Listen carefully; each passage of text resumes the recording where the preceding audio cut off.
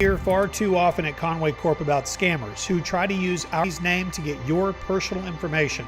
It's a practice called phishing, and there is another new email that's going around right now. We want you to be aware of it in case you see it in your inbox. In this case, someone claiming to be from Conway Corp is saying that someone on our security team received a request to delete an account. Well, that's simply not true. We would never contact you this way, and anytime you see communication from Conway Corp and you have reason to believe it's not true, please do us a favor. Call 450-6000. We can put your mind at ease about it, and we can let your neighbors know. Once we're aware, we'll put it on social media, and Conway residents can be aware of it, just like we're doing now, to let everyone know. Conway Corp, always on.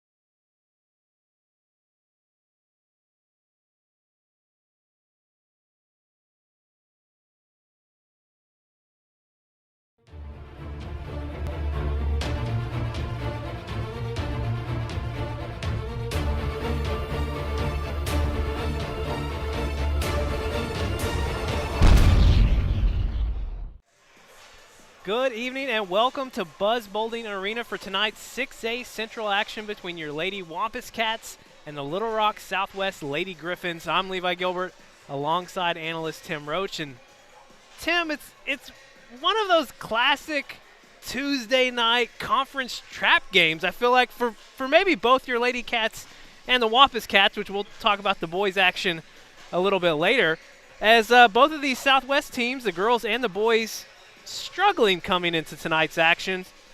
And both of these Conway teams have huge matchups looming Friday at North Little Rock. I hate trap games. I wish you would even talk about it, but it is the fact. The Lady Cats have played really dominant basketball for those that they should beat. They've been beating pretty easily. The teams that they would normally have tough games against, they've had tough games against. So you would expect if it all plays out like it should, this should be an easy matchup.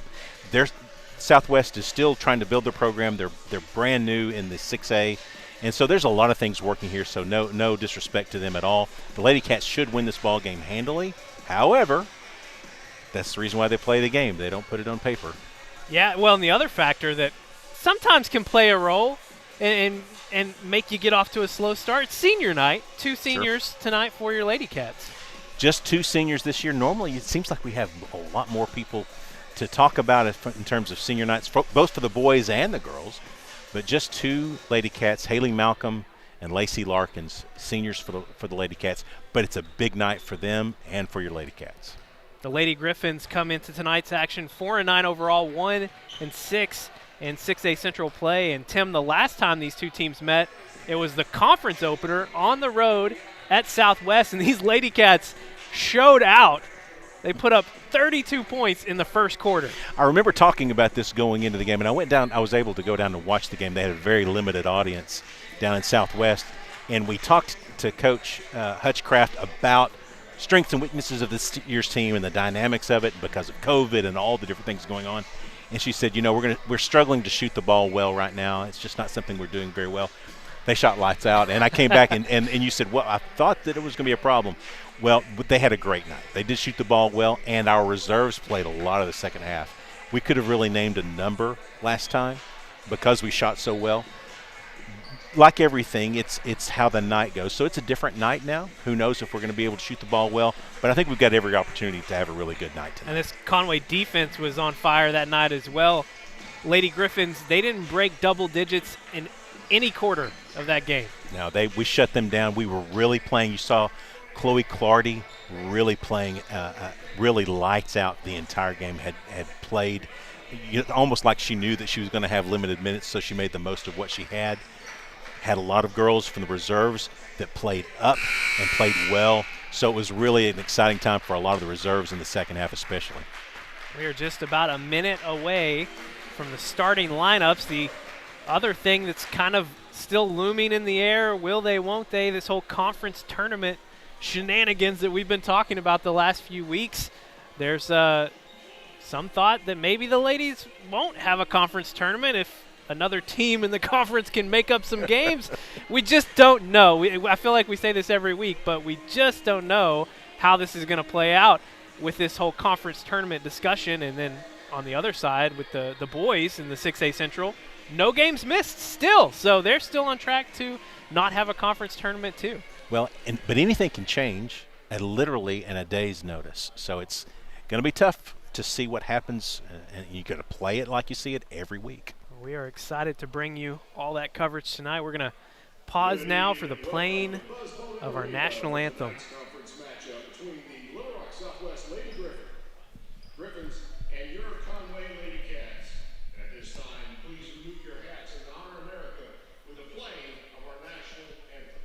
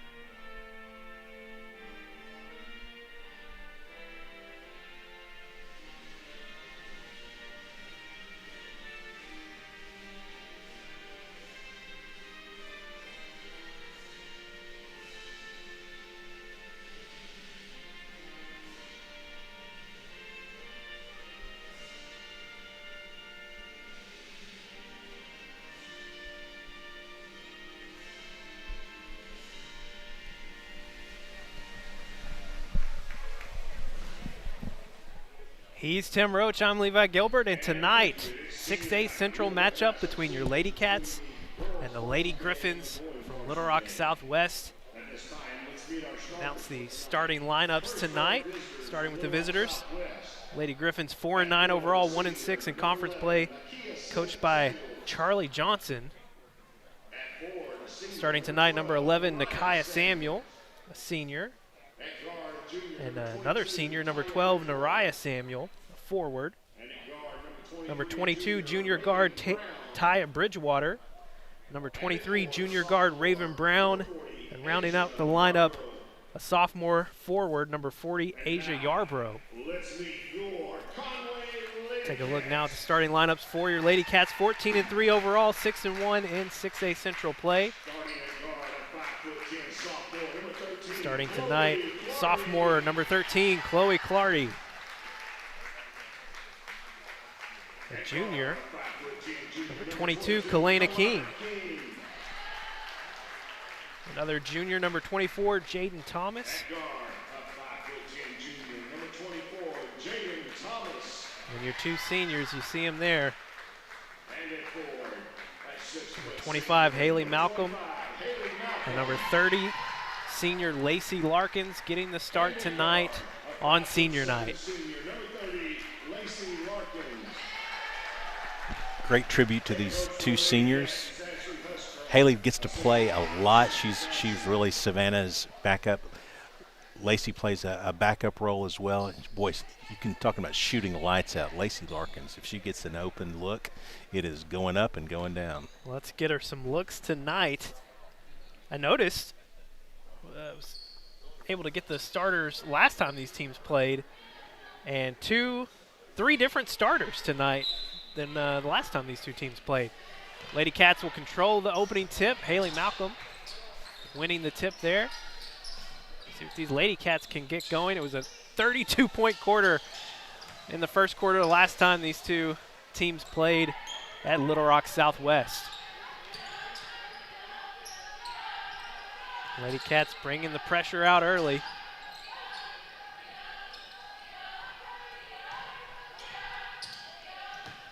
Deflection that's going to go out of bounds, and it'll be Lady Cat basketball. You know, they worked this half-court trap, or they trap as soon as you cross half-court line, even against, any team, and everyone seems to struggle against it. We are so quick on deflections. Thomas feeds to Malcolm, back out. Chloe Clardy, open three, and drains it. She had a lot of time to set her feet there, and that looked good from the moment it left her hands. Got to imagine she practices that shot a lot. Probably felt a lot like practice. She was wide open. Drains it. And another unforced error here by the Lady Griffins. Lady Cat basketball. You know, the thing about the Lady Cats defense, and again, we see this with any team that we play against. We are so active in the passing lanes, even though we might play a 1-3-1 zone or even in man, so active in the passing lanes that it makes just passing the ball against our defense difficult. King finds Thomas. They find Larkins. Back to Thomas. Dish out to Clardy. Another three-point attempt. This one no good. Kalena King jumping in, trying to get the rebound. It'll go out of bounds on King. She's so active on both sides of the court. Kalena does a great job of being active around the board. She gets a lot of loose balls and gets a lot of rebounds that are really kind of almost like scrappy rebounds. Ball stolen away from Jaden Thomas. Dishes out to Clardy. Lady Cats not with the advantage on the other end, but Clardy able to create contact. She'll go to the line for two. You know, you mentioned that creating contact. She really, at this level, you know, she gets to play a lot of ball over the summer at elite level. And this year maybe not so much as normal years, but has played. And so she goes up against the best in the country. And so when you do that and you're playing in these games where you're really playing man, you get some breakouts. She knows how to create contact. Even with any player she plays against, she's looking to make that contact and get the and one. Clardy drops both free throws. shooting 74% on the year. Lady Cats lead 5-0. Clardy, wingspan, getting a deflection. It will stay with the Lady, or no, that's going to go to Conway. Charlie Johnson calling for a timeout. We will take it with him. 30 seconds, and we're back here on Conway Court.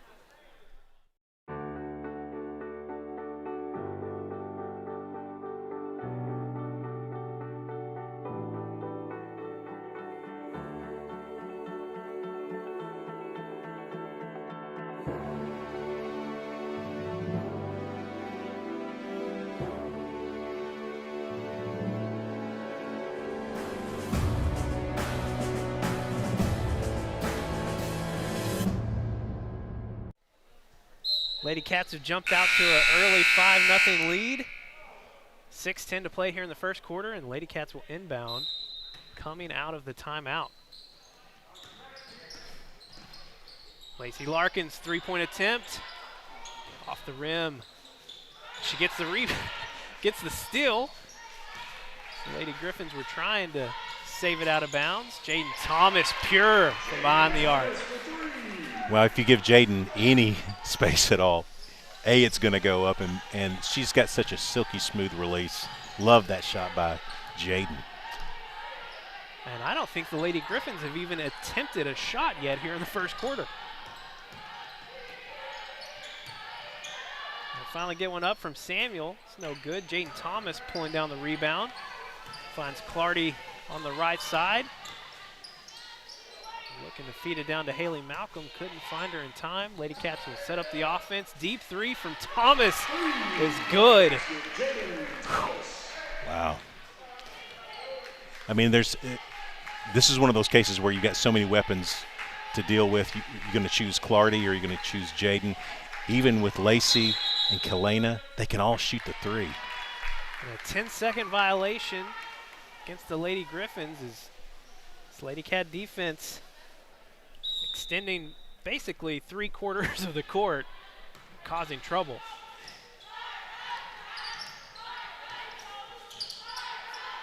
Feed it down to Clardy. To Malcolm, great dish, a great finish from the senior Haley Malcolm. What a great look by Chloe. Immediately felt the pressure on the backside and dumped it down. Lady Griffins get it across half court and immediately stripped away from Thomas. Feeds it down to Clardy for the open layup. 15-0. Almost halfway through the first quarter, Lady Cats on top. One typical Lady Cat team here in that when you play for Coach Hutchcraft, you're going to play hard regardless of how the score is, what the game is playing out to be. You're going to play hard up and down the court. Another example there, Asia Yarbrough had a wide open Samuel down on the block and just couldn't get the pass in cleanly. It's Lady Cat basketball again. Feeds it into Clardy, back to Malcolm. Replay. Felt like I just saw that. Yeah, it's a great look. 17-0. Lady Cats on top, and two Lady Cats about to check in. Camille Brown and Savannah Scott, your normal starters. Of course, it's senior night. Another deflection from King. Clardy's going to pull up just a little bit. Finds King. Another dish down to Malcolm. Haley Malcolm has looked great tonight. Nice, soft hands there. Made a tough catch. Went straight up with it. She didn't even bring the ball down, just stayed up high and got rid of it. That one's stolen away from King. Kalena trying to push the issue. That ball's going to go out of bounds off Samuel. Here comes Savannah Scott and Camille Brown. Fantastic job by Haley Malcolm and Lacey Larkins their senior night. Great start.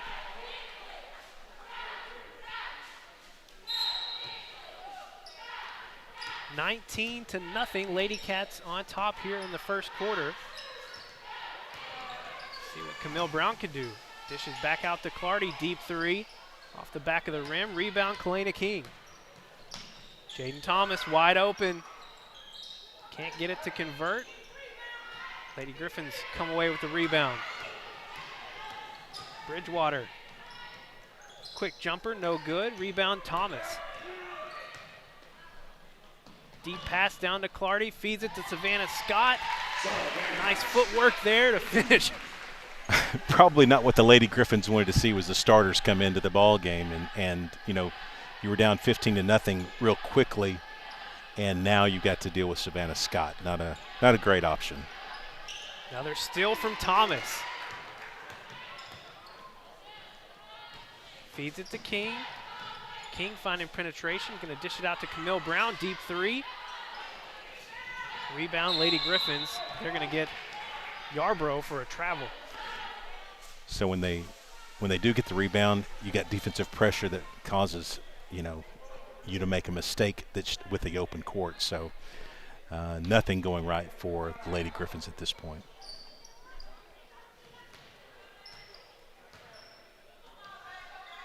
Lady Cats setting up the offense. Clardy making a move on the left side. Nice touch off the backboard. 9 quick points for Chloe out of the 23 that the Lady Cats have, and they still are not on the board. You know, Chloe does that a lot, where it's like, where did all those points come from? The silent assassin. I mean, she really does. You look up, she's got 25, and you think, wow, she had an off night. And they're going to get contact on the inside. This one will be against Savannah Scott. First team foul for the Lady Cats. 23-0.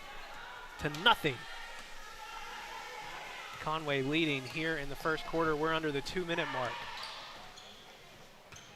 Lady Griffins with their first great look of the night. Can't get it to drop.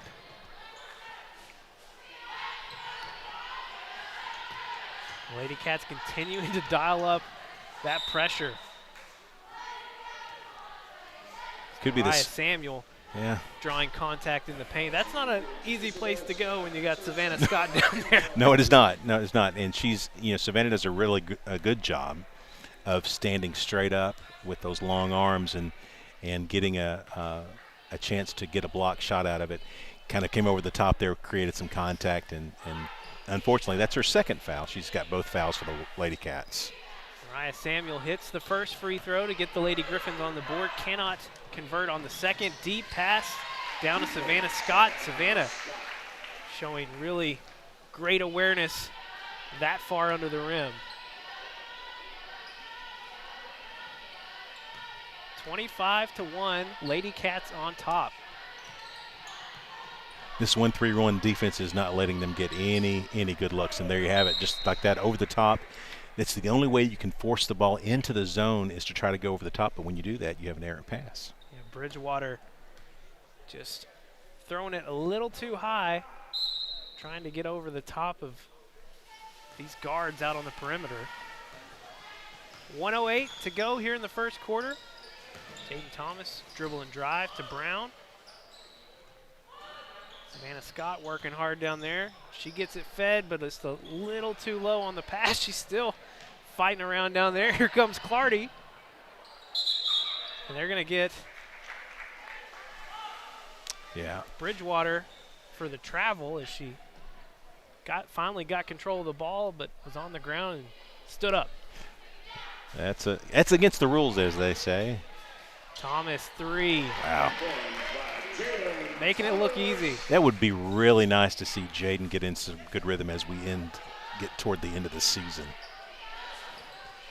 This game marks the second half of conference play here in the 6A Central. Your Lady Cats 6-1. They missed one game against Mount St. Mary. The word we're hearing is that they will try to make that up at some point if they're able. I was talking to Coach Hutchcraft before the game, and initially there was thought that with the schedules being the way they were and all of the impacts of COVID, there's just no way that we're going to make every ball game. And the Central, though, has done a pretty good job. There's really only, I think you mentioned it, there's really one team on the girls' side that's had some struggles to get all their games in. And so it's been changed to kind of like, hey, if you can get them in, get them in. Yeah. And so, yeah. Mount St. Mary has missed 2, and Bryant I think 3. has also missed. I think they missed 3. Bryant. They're 1-4. Okay, is that right? 1-4? Okay. So I guess they have missed 2 as well. Kalena King with a deep 3. Rebound to Clardy. Tried the up and under, can't get it to go. It'll be Lady Griffins basketball. 6.9 to play here in the first quarter. See if the Lady Griffins can get off a shot before the buzzer. Bridgewater trying to dribble it in, cannot get a shot off, and 28-3, your Lady Cats on top at the end of one 60-second break, and we're back on Conway court. Conway and community have always gone hand in hand, and it's true now in this most unique of times with the announcement of the Conway COVID-19 Vaccine Task Force.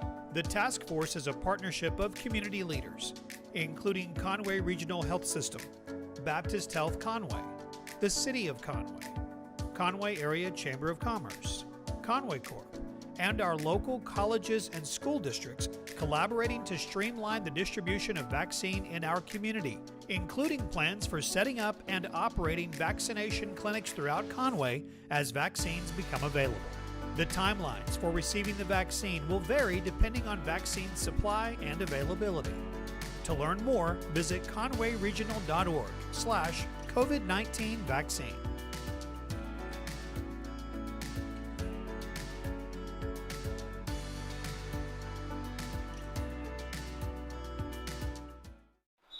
Back live at Buzz Bowling Arena here in Conway. Lady Cats on top big after one quarter, 28-3. 9 points from Clardy and Thomas leading the way here in the first quarter. May not see the starters much after the first quarter. I mean, and that may have been, you may wonder why we were pressing and trying to get to the spot where we were with as many points, and I think it was probably on purpose to try to get the starters rest. Yeah, a lot of new Lady Cats in, and we'll try and relay all that to you. Rebound there was from Lauren Hill. Whole slew of new Lady Cats in the game as we start the second quarter here. Alex Jolivet. Right there, Jamisha Johnson. Camille Brown still in the game for the Lady Cats. Only a Lady Cat from the first quarter to translate here to the second. Wow, I can't believe they call that a church. But anyway, it is. But all these Lady Cats you see on the floor right now, they can all score. Lauren Hill's had great amount of time early in the season subbing for Savannah. Jolivet started a couple of games, and this girl right here, Jamisha Johnson, has played out of her mind defensively. She is quick as a Lady Cat. You saw it there. She was quick to get that steal, couldn't quite finish on the other end. The only other Lady Cat on the floor right now we haven't mentioned yet is number 1, Caden Beckwith. And she's been a starter. Point guard, she runs a lot of the point guard when she's in the ball game, so you'll see her bring the ball to the court, and especially in this setup, she'll be running the show. Lady Cats will continue with this three-quarter defense. They're playing man now.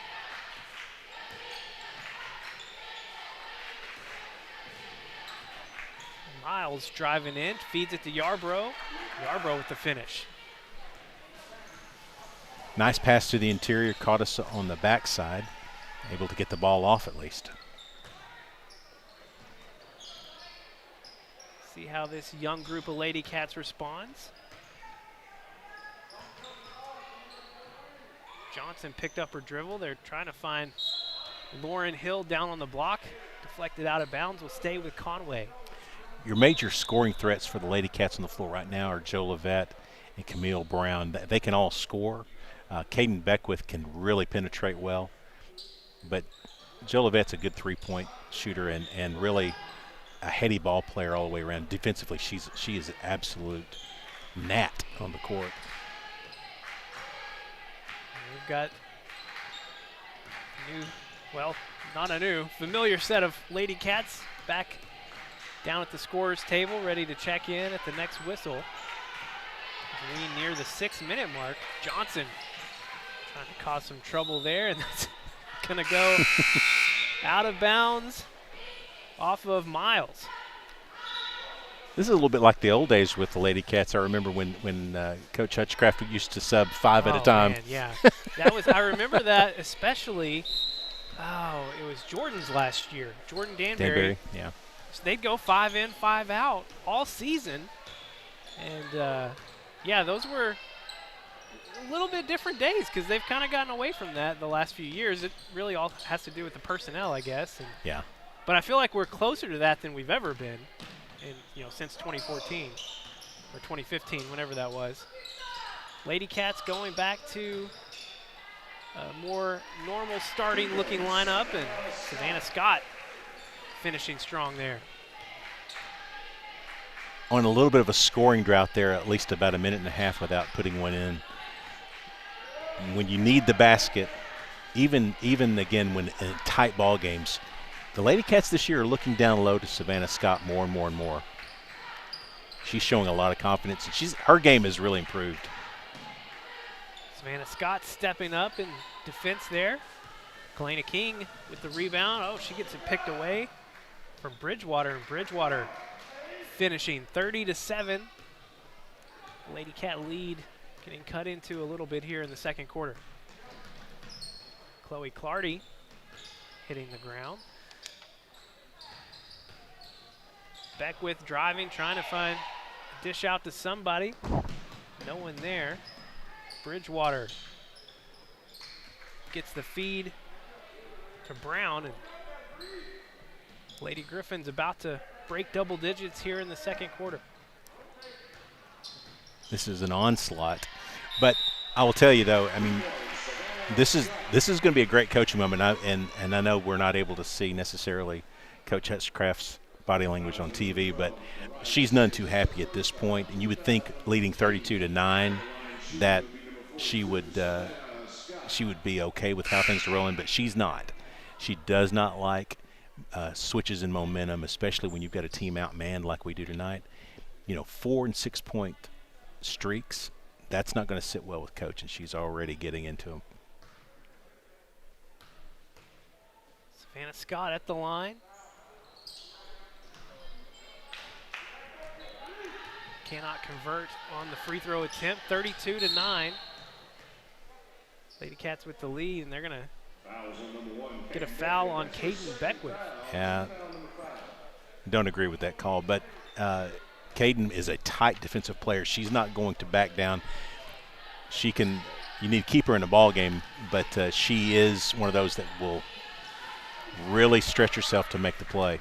She just turned it around right there with a little pick and a finish on the other end. It's what she can do. She is really quick on the defensive end, and she can turn a turnover into a quick 2 points. Really good with the ball. Well, after starting in man defense here in the second quarter, Lady Cats transition back to the 1-3-1 on that possession. Checking in now for the Lady Griffins, Nakia Samuel, senior forward. She got the start tonight.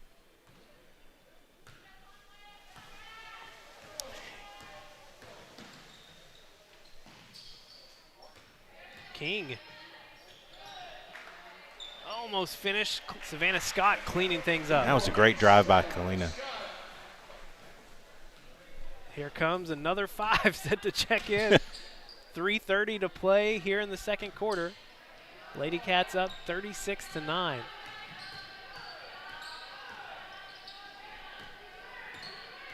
Lady Griffins just overmatched tonight here in Conway.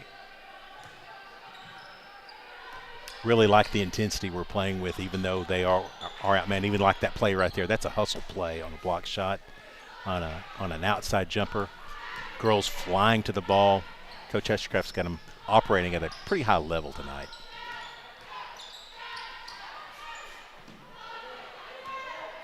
Lady Griffins getting the steal and finishing on the other end. 36-11. Lady Cats pushing it on the opposite end. Chloe Clardy made a nice move with her left hand, and she draws the contact. She does that. I was watching some of the film from even last year, but this year especially when she's penetrating, she's almost, I'd say more than half the time, going to her left hand, and she finishes so well with her left hand. Well, I almost mentioned this the last opportunity we were really, bragging on Chloe. Yeah. She doesn't have a bad hand. No. She's so efficient either way, and obviously dominant with her right hand, but I just saw it on that last play, the way she's able to make a move to her left just as well. Well, I mean, at this level, coaches know what hand is the strong hand for pretty much everybody that they're going to play, and they know which tendency they have, and so they're going to coach to the right and force the player to the left. You force Chloe to the left, that's as good as going to the right. There's really no weakness there, to your point. We got a new 5 on the court now. A few new names that we haven't seen yet. A Shawnee Corley, sophomore. Number 23, Mary Kate Kane, a junior. Really good three-point shooter, Mary Kate. That's stolen away from Mary Kate. Lady Cats going on the opposite end.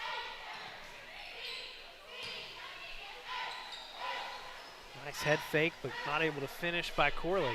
Sunny is another. When you look at who's out there right now from a three-point perspective, you've got 3 three-point shooters. Lacey, Sunny, and Mary Kate. They can all dial it up from 3, and really they all look great shooting the ball.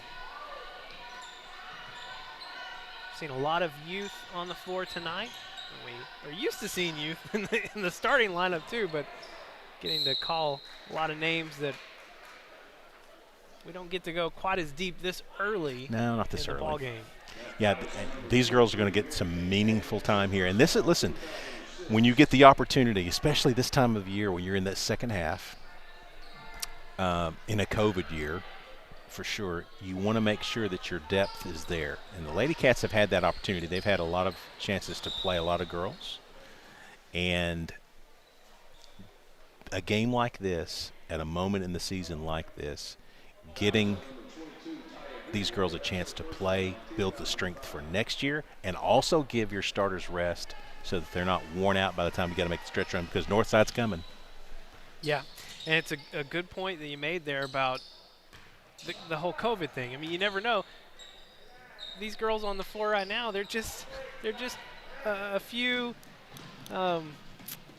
tracings away from being on the court more fully. Yeah, you just don't know. They're a bus ride out. I mean, that's the way it happens. You can sit in the wrong room next to the wrong person, and it's a new world for you. So, got to be ready to go. Lady Griffins finishing this half strong. They've gotten 4 quick points here in the last 30 seconds. Corley from 3, no good.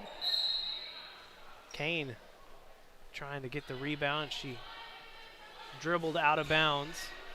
So 36 seconds on the clock. Lady Griffin's going to have one more shot here. I'm watching Coach Hutchcraft, and she can say a lot with body language.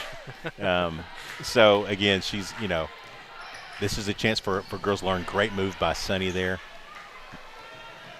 But she's not real thrilled with the latest run. I mean, it's a 21-point ball game. I mean, it's not going to be close, but you still don't want to see them make a move like that. 19 seconds. Lady Cats able to force another turnover, and they'll have a shot here to finish the half with one more possession. Camille Brown forcing the issue early, and she's going to go to the free throw line. Really not a lot of fouls in this ball game either. I mean, you've got 6, now 7, I think. Now it's 6 on the Lady Griffins. So really haven't had a lot of stoppage. We had some turnovers, but not a lot of fouls in the ball game. That's good to see. And Brown nails the first one.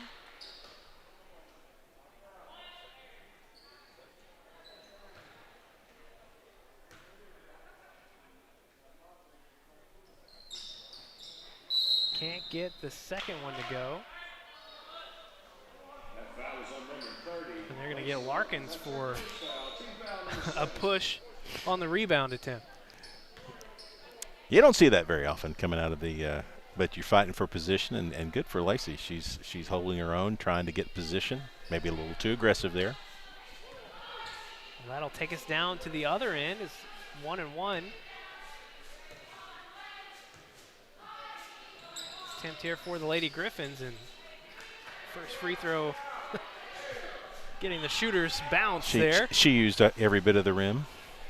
including the backboard as well. Adriana Green, junior forward for the Lady Griffins.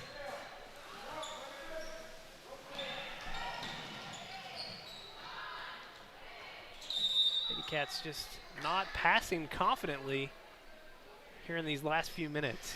No, and here's the thing too. I mean, and I don't, not for me staying on the officials, I won't. But this is a game where the Lady Cats have got to earn their fouls, and any chance that we've got, they're going to let that go. That's going to do it for the first half of action. Your Lady Cats up 39-19 over Little Rock Southwest. Got 10 minutes up on the clock. We're going to take roughly 5-6 minute break here, and we'll bring things back and talk about the first half. It's been a up and down first half for Lady Cats. So it feels like we're up more than 20. Yes. But again, we're not. But we're not. I have a feeling it's going to end up being more than 20. All right, you see your Wampus Cats on the floor there.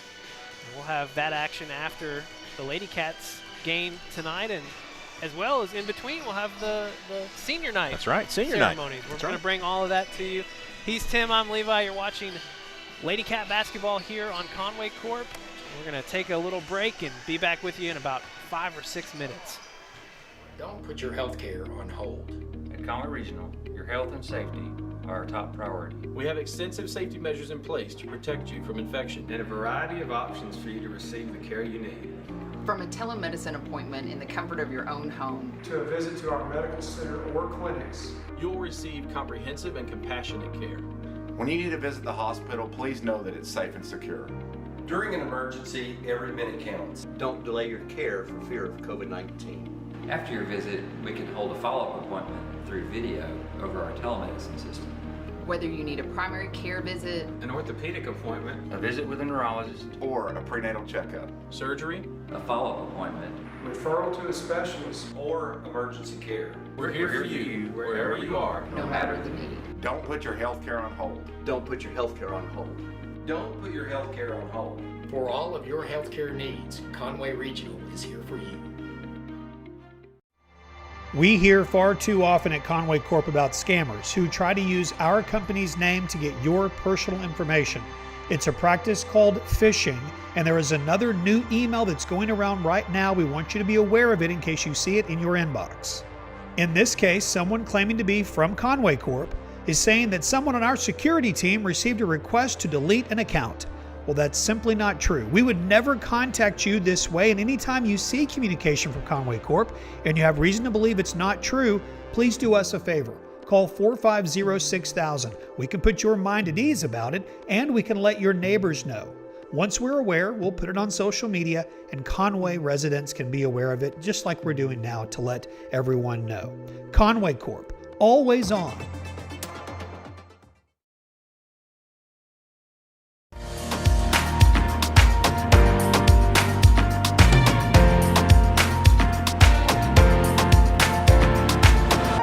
Congratulations are in order for our marketing and communications department for being recognized nationally recently. They were recognized by the American Public Power Association during their virtual Customer Connections Conference. Conway Corp became the first utility to earn the top honor, an award of excellence in all 3 judged categories. In the print and digital category, we were honored for our 2019 annual report, Always On. The 2019 Conway Corp Annual Report told our story of taking care of the people who matter most, our friends and neighbors. In the video category, the honor was for work with area education. We're proud to power education in our city, from lights in the classroom to lights on the football field. And recently we partnered with the University of Central Arkansas to unveil our Lineman versus Lineman Challenge. And finally, Conway Corp was honored in the web and social media category for our ongoing social media video series called Plugged In, which happens to be what you're watching right now.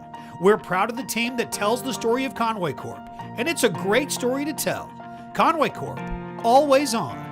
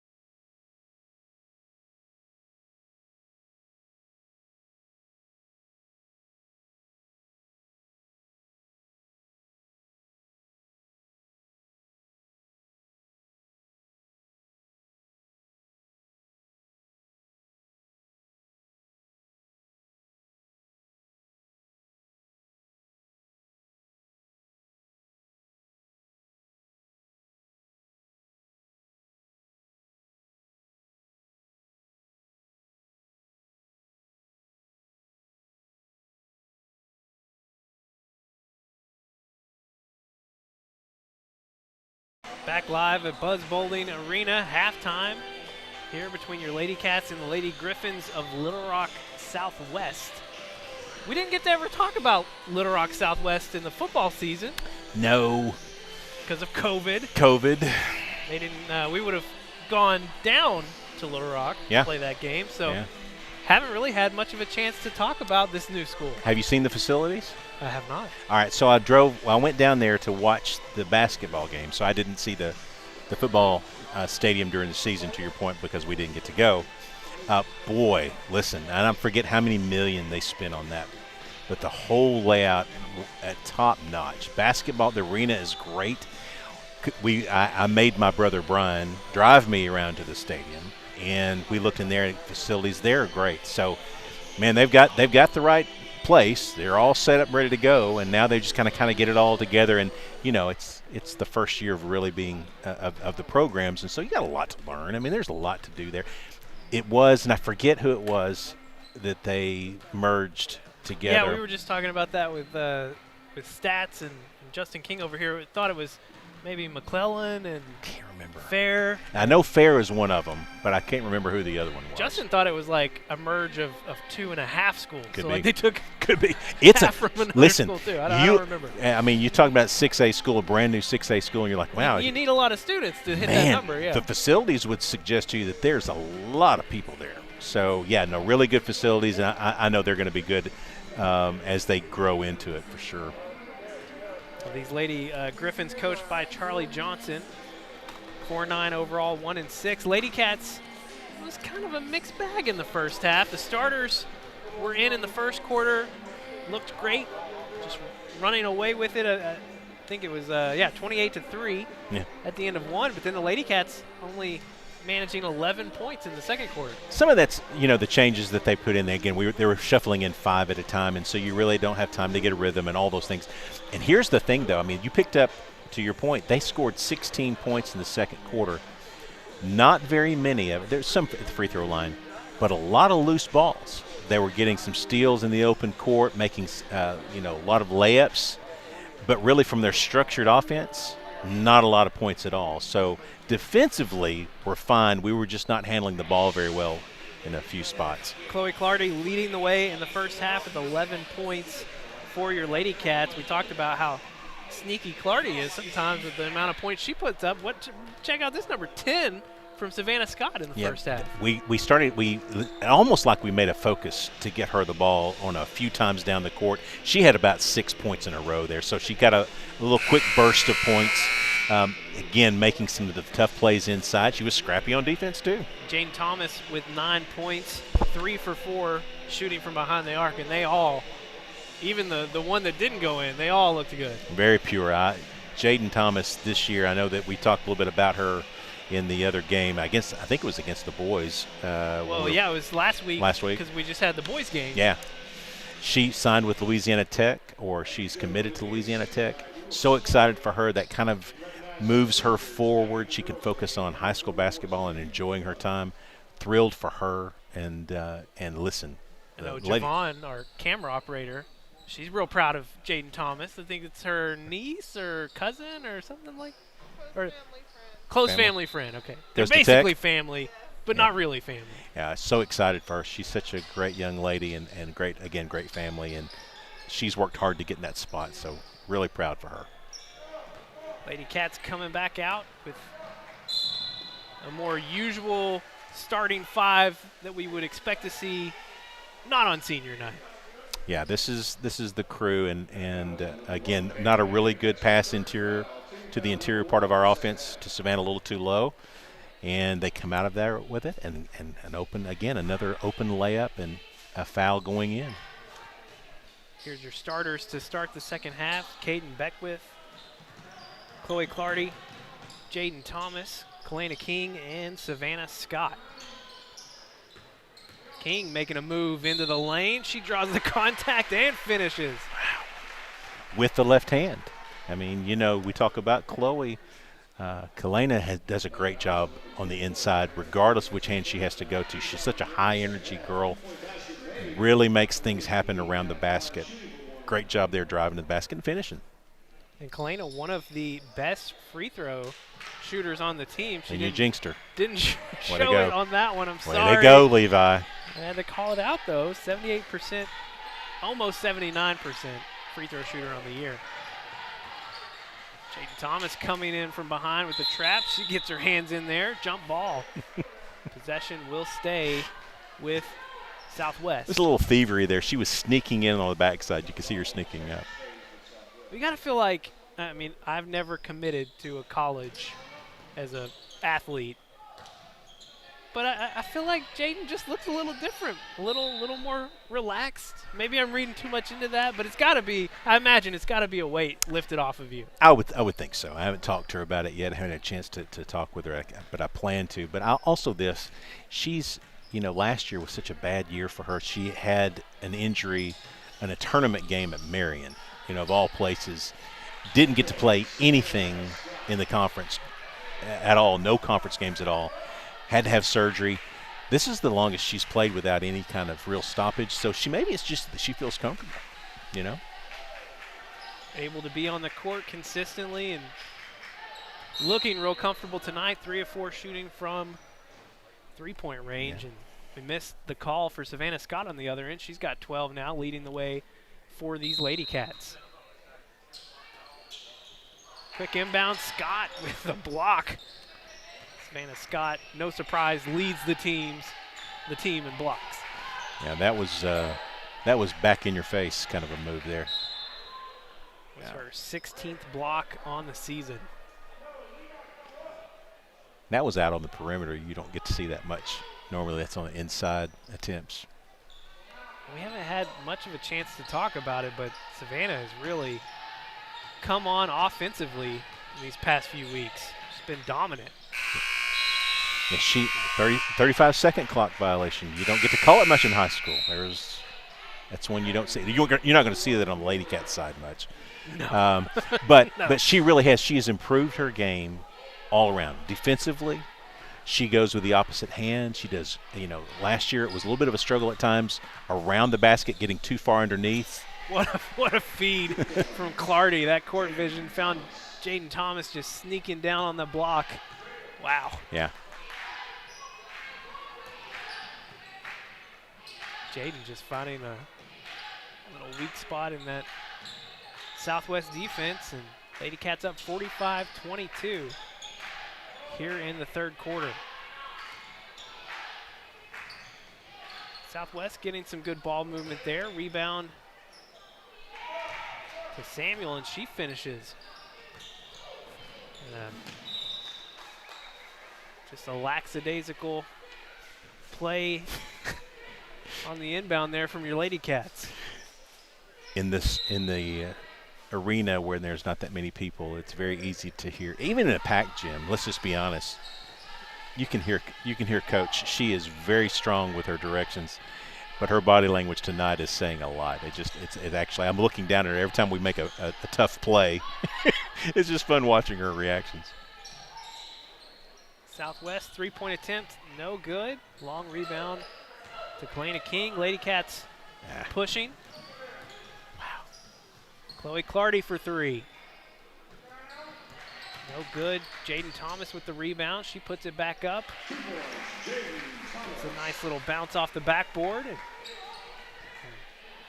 Jaden with 13 now. Thought for a second there she was going to pull the old Kareem hook. She was making the move toward the middle. Do you remember the sky hook? Well, no. Listen. You don't. I just didn't watch a lot of NBA back when I was 5 or however old I was then. 5. I've heard of it, okay. but I can't say that I recall Google watching it. Just Google it, young man. Brown making a little move down on the baseline. Can't finish. Rebound to Southwest. Lady Griffins thought they were going to slow it down there. And instead, Raven Brown pulling up for three. There's some coachable moments coming out of this second half. I mean, again, we're up 18, and it feels like we could have been up 60. And this is a little bit like what it was last time we played them. We had a lot of reserves in and didn't really get that huge mammoth lead But, yeah, still 20-point lead. Elena King doing a great job there, cleaning up on the rebounds and nice putback. Southwest is playing hard. You got to give them credit. They are really working hard. They're outmanned, but they are really working hard. Good dish there. Yeah, nice feed down to Yarborough, and they cut the lead to 18. We have a timeout on the court. We'll take it with them. 30 seconds, and we're back on Conway court. Take it outside, boys! Johnson's down the right side. He crosses into a corner and shoots. Oh, brilliant.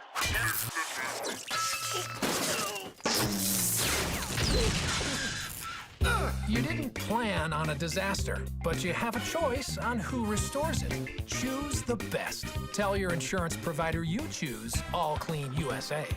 Mom said take it outside. Back for the third quarter of action. 3:29 left to play here in quarter number 3. Your Lady Cats up 18, 49-31, and I've never felt so tense about an 18-point lead.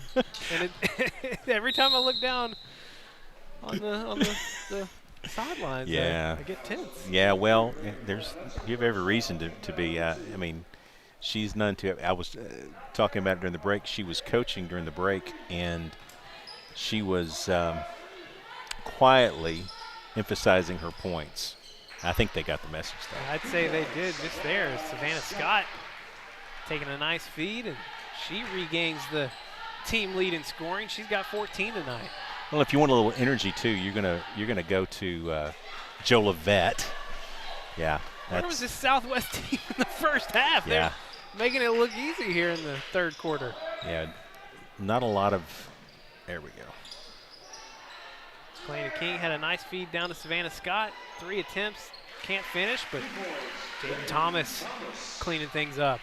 Yeah, Savannah looked a little frustrated there. She didn't really gather the ball in to go up with it. But so you see Alex Jolivet, number 2, out there. Not sure exactly what they're called. Okay, offensive.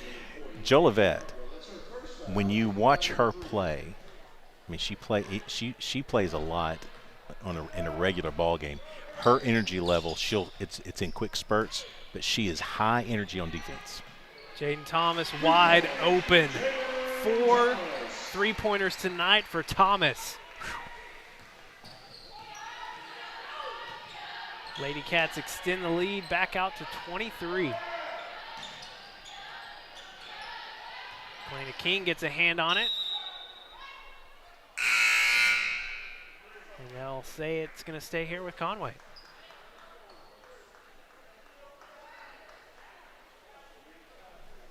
Jaden Thomas just been on tonight. Boy, listen, that jumper looks really smooth.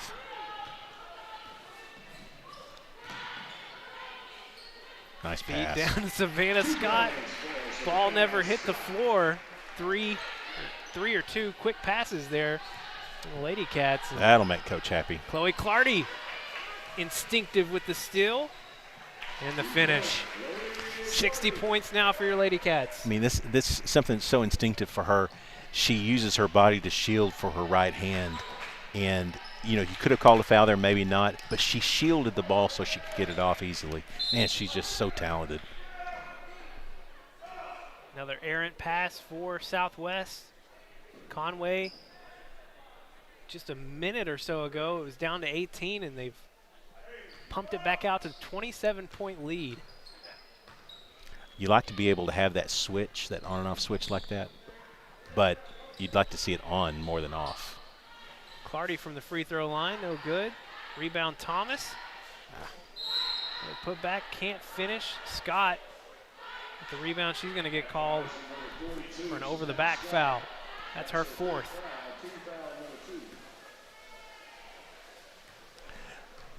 Good learning experience for Savannah there. I mean, she's got 3 fouls in a hotly contested game like a Northside or North Little Rock, Cabot.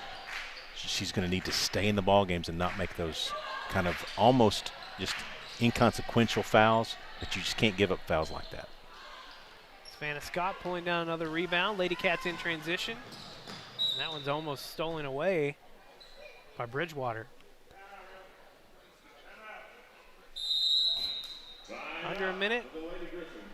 Southwest calling a timeout. We will take it with them. 30 seconds and we're back here on Conway Court. Arkansans appreciate community.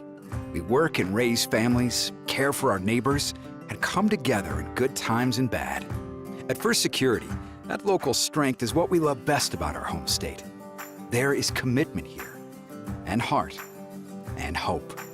Thank you to everyone who is standing together, learning from one another, and making Arkansas a place we all love to call home. We're proud to be your community bank. It's been a big night for Jaden Thomas, junior, 18 points, 4 for 6, shooting from three-point range. Well, the big three, 13 for Chloe, 16 for Savannah, and 18 for Jaden. You're going to see that most nights in that kind of spread, but really good to see her shooting the ball. Joe Levesque getting a shot up. Can't get it to fall. Here come the Lady Griffins. 35 seconds to play here in the third quarter. Trying to feed it down to Yarbrough. Yarbrough gets a shot up off the front of the rim. Savannah Scott can't contain it. Rebound, Kalena King. 20 seconds on the clock. See what the Lady Cats decide to do here with the last shot. It's going to be a quick shot, pull up from Clardy, and I guess she can feel that contact coming in. She'll go to the line for 2. So I was just going to say that. I mean, it's one of those where you probably are not necessarily looking for that shot, but she could feel the pressure and knew that that was coming. So great, smart shot by Chloe just to create the contact and get it up. Just great move.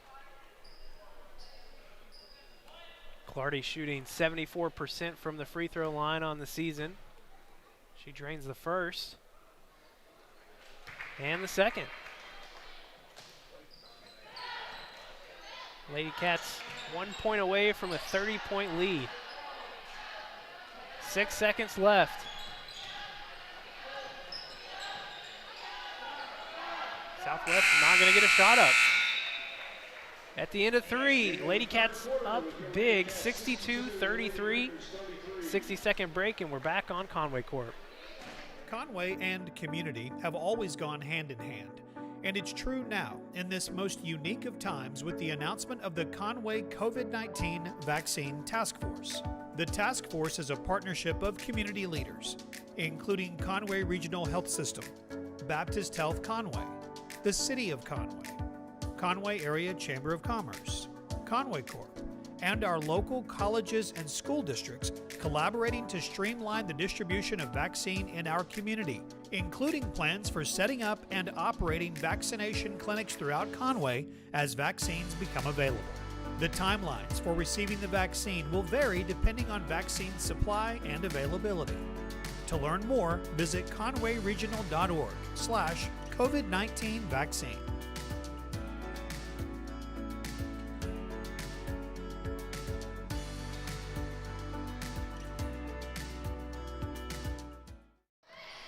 Fourth quarter of action underway here, and the Lady Cats starting with the ball and feeding it down to Haley Malcolm on senior night.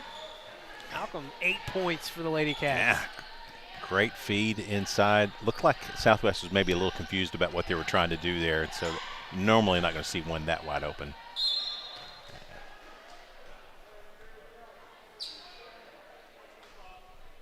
Trying to get Malcolm for a foul.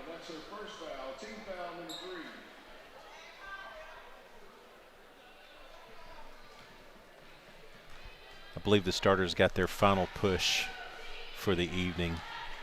30, is it 35? No, it's 30. So we are already in the in sportsmanship. Good call out. We were at that 29-point mark heading into the fourth quarter, and sportsmanship rule is underway.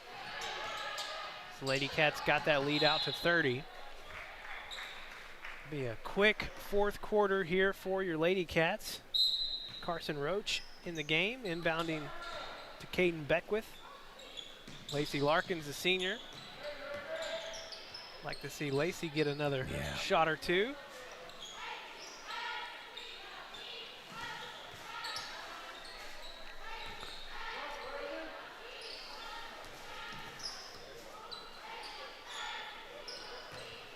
as they trying to feed it down to Malcolm.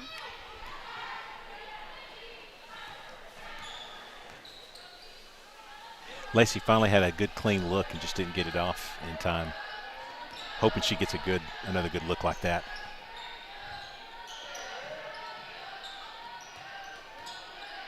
Malcolm gets a hand on it. Lacey comes away with it. Lady Cats in transition. Beckwith going to take it all the way. She's going to draw the contact. She'll go to the line for 2. Great job looking off the defender and then going straight up with it, creating the contact. Caden is that kind of player. She's not necessarily going to get you a lot of points in the perimeter. That's not necessarily her game. But she can run the show from the point, and she can dribble penetrate. And so you're going to see a lot of that next year for sure when she's getting more time at the point guard position.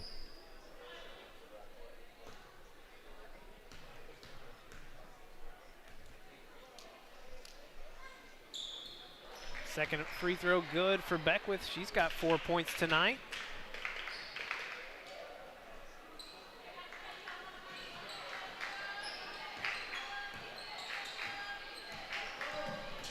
Lady Cats up big, 66-34. That one's stolen away by Johnson. Quick as a Lady Cat. Roach wide open for 3. Off the front of the rim.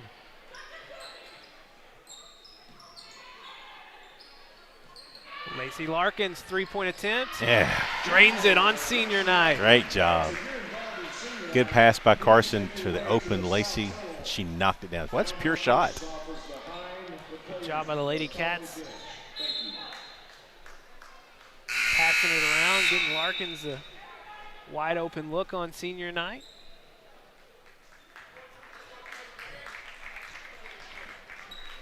Haley Malcolm, Lacey Larkins coming to the bench. We'll get to talk a little bit more about them in between tonight's games, senior night festivities. Well, you'd wish for these seniors that they get the full gym, courtside Cats, student section.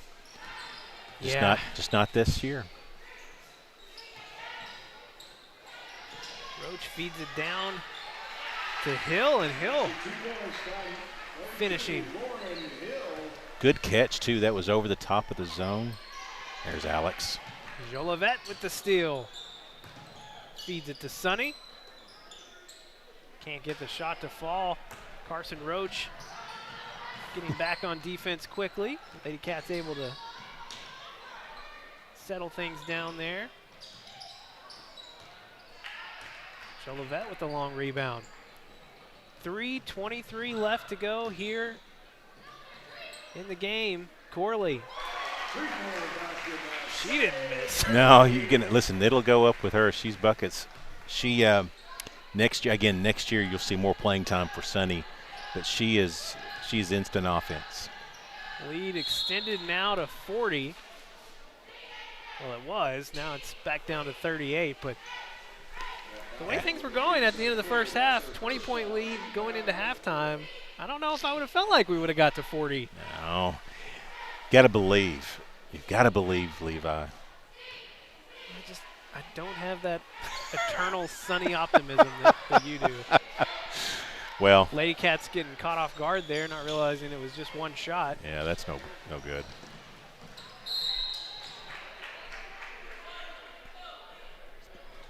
Well, that's what people say. I mean, anytime I talk to anyone about Tim Roach, they're like, "Oh yeah, sunny optimism." That's the first word.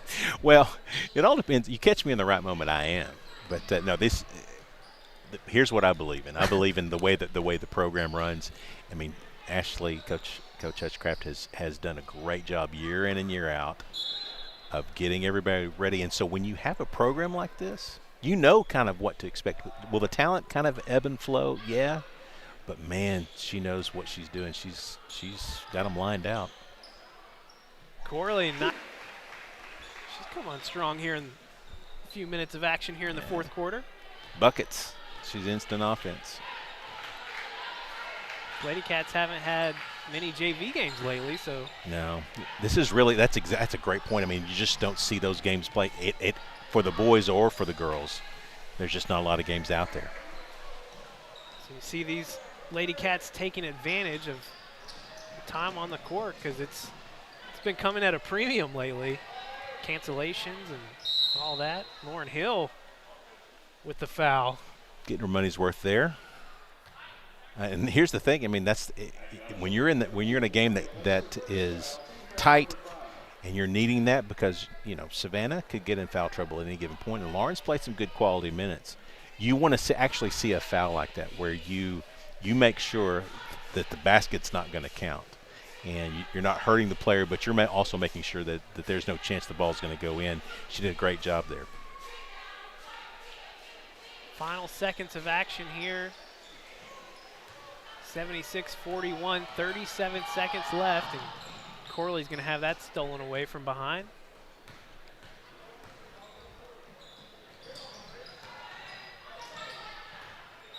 And Little Rock Southwest throwing it away. Again, that's been a bugaboo all night for the Lady Griffins. 16 seconds left. The Lady Cats just try to run this one out. And that's what they will do. Final tonight, 76-41. Big win for your Lady Cats. They move to 15-3 overall and 7-1 in the 6A Central, setting up a huge matchup on the road for them this Friday at North Little Rock, who is just the same number of wins. I don't know what they've done tonight. I haven't seen their scores from tonight, but North Little Rock 6-2 coming into tonight, and Conway was 6-1. So it's going to be a big one Friday at North Little Rock for your Lady Cats, and it was a big night offensively for your big three.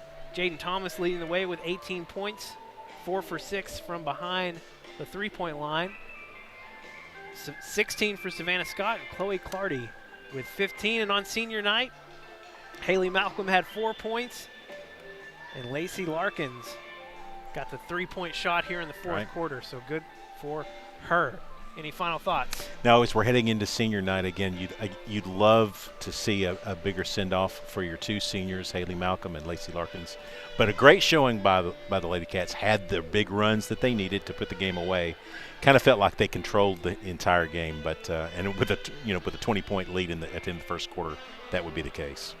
We're going to go ahead and hold things right here because it does seem like they are moving quickly towards, or trying to anyway, although I just saw the PA guy walked away, so I'm going to guess that'd be a bad sign. They're not going to announce it very quickly. It is senior night tonight for your Lady Cats and your Wampus Cats, and we've been talking about it throughout, but not really a lot of seniors to talk about tonight on either side. No, I mean, you had a chance the way things were going to play out if everybody that you expected to play for the boys came out, but with COVID and with all the other things happening, you have, for the boys, you have Jaden Williams and J.D. Grimes, the manager, as their only two seniors, and for the girls, Lacey Larkins and Haley Malcolm. So just 4 seniors. They all play a critical role. They've all played all 3 years of their career here, and so they've committed a lot to the program. So proud for them and their families. You know, I'm not sure a lot of people really understand how much, especially at Conway, the programs here require so much dedication for you to play the sport. Forget making the cuts and getting playing time and all those things. You have to dedicate pretty much your life to it, and the parents, or someone who's taking care of these young people. And so this is a good reward for them to be able to say thank you for from Coach Hutchcraft, Coach Longing, and from our AD, Clint Ashcraft. Yeah, I always like it when I do see, especially seniors who stick it out, who maybe don't get a lot of playing time or, aren't able to contribute as much on the floor. I think of, was it Michaela Reed last year? Yeah. Lady Cats like her who are the glue people in the locker room and making sure everybody's having fun. And I think about that for Lacey tonight, and happy she was able to get in and knock down that three. It looked really good. And Haley Malcolm as well. Haley, of course, been little bit more of a contributor for these Lady Cats the last couple years. Has got the PA guy back down at the mic. That's a good sign. So. Moving toward it. But you mentioned, it's important to have, from a team perspective, you're going to have stars and you're going to have role players and you're going to have those that just play a role with the team. And so every year you see different people take on that dynamic. Last year it was Reed. This year Lacey Larkins playing that role from a chemistry perspective, and you're so proud for how they spend just as much time as anybody else working out, being with the team, and they just play a different role.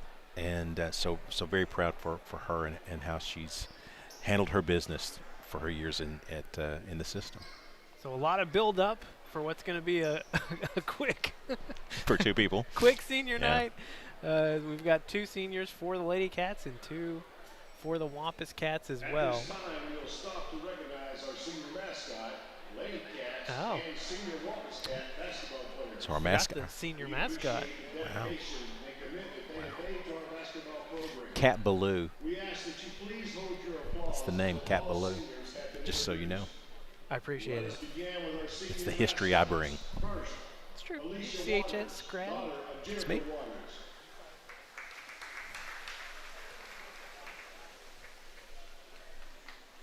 It's one of the team managers or one of maybe the mascot? I don't know. I missed the. I heard the last name was Waters. Okay. Jay Faulkner, son of Lena and Darius. Jay Faulkner.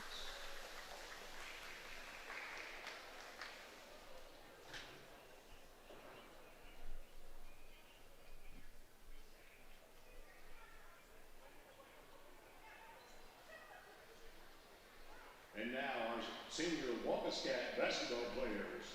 First, O'Mary Kennedy. Start with our senior Wampus Cat basketball players.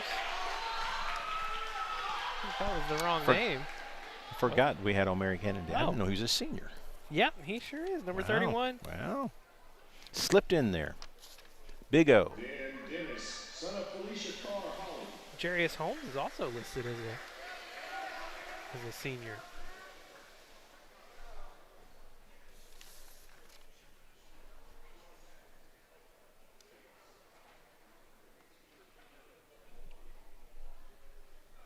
Landon Dunn, son of Corey Dunn. Landon Dunn.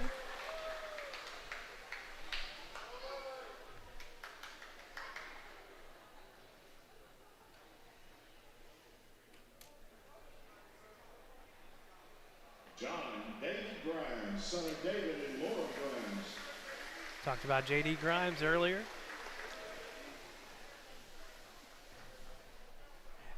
J.D. had a great night during the Basketball Madness. He played in the Basketball Madness. I think he ended up with 4, maybe 6 points. Jarius Holmes, son of Delisha Holmes. Jarius Holmes. Senior, number 3 for your Wampus Cats. He's been a contributor off the bench.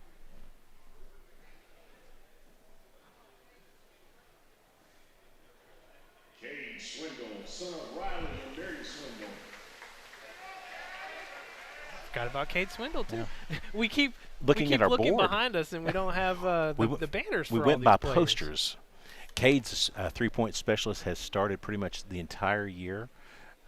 He is, if you want to talk about a contributor for the Wampus Cat program, cross country is his specialty. He is an elite cross country guy. There's Jaden. And of course, Jaden Williams. Hard to miss him. All 6'5" of him. Take one of him every year.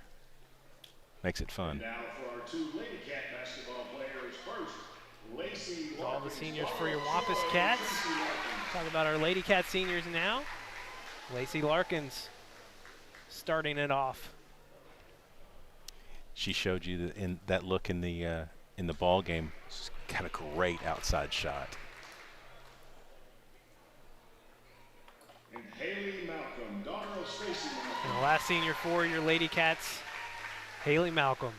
She had a great night tonight. She had, what, 8 points? 8 points, yeah. And she a major contributor for our program. She spots Savannah whenever she's needs a break or it gets in foul trouble, and that's happening quite a bit. When you play in the interior, you're going to see that a lot.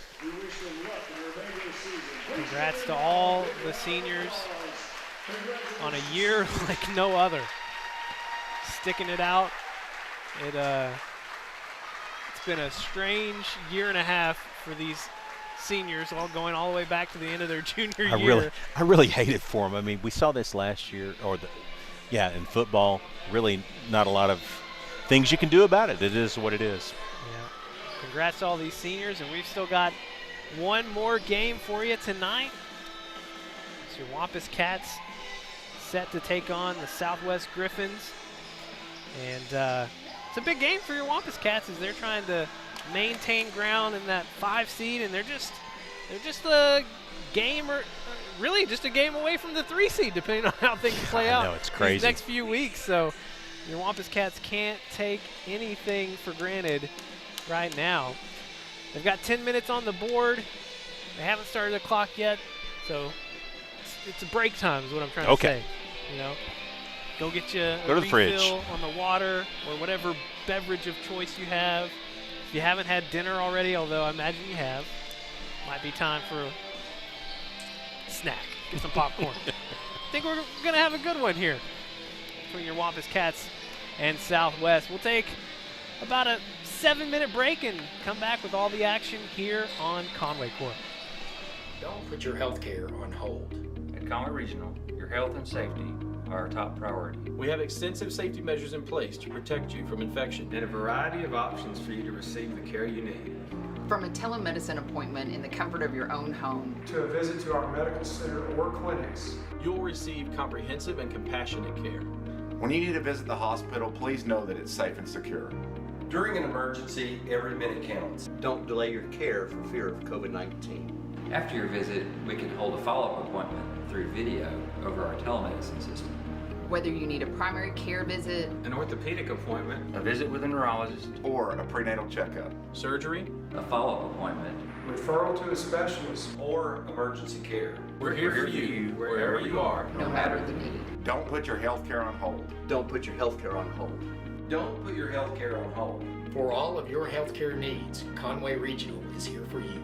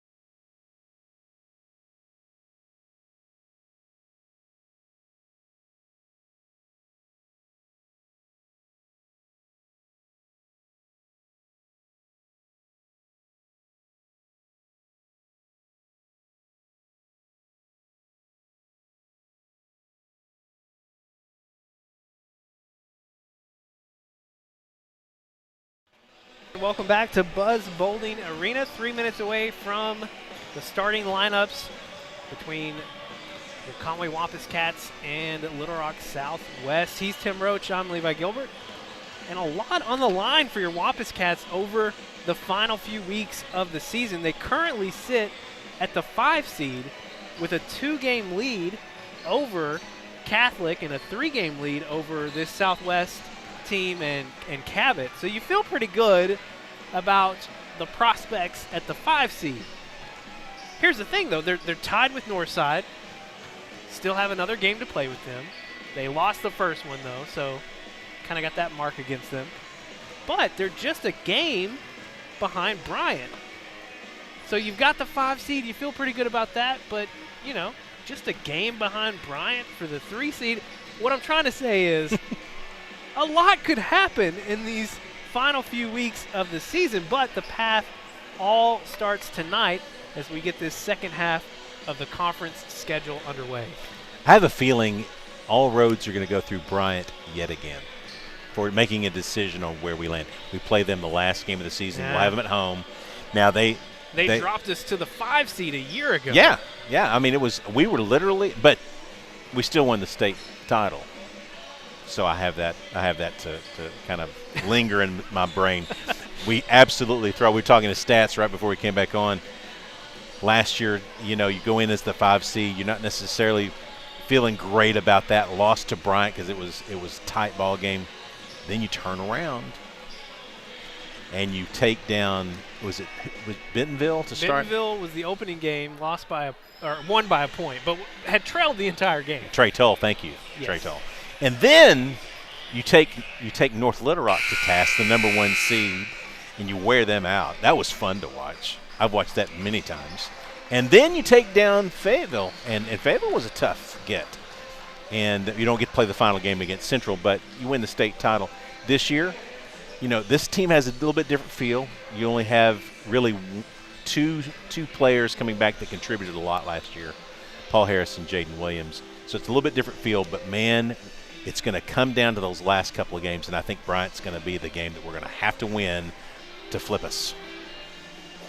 Yep, and it all starts tonight as we start the second half of 6A Central play against a team that we beat to start conference play way back first week of January, beat them 60-51, and that was without Jaden Williams. Yeah, and there were some other COVID impacts in that game as well. I mean, there was a lot of it was our first game back after about literally a month and a half off. We had lost 5 and didn't lose them, but we didn't get to play 5 games in the non-conference leading into that. So we're a little tight, trying to figure some things out. We're full gear tonight. Paul Harris is back. He missed the Bryant game. He's back, so we should have our top 5 going in.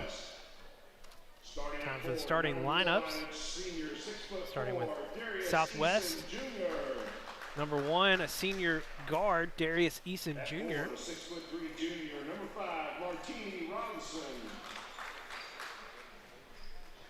Number 5, senior Robinson.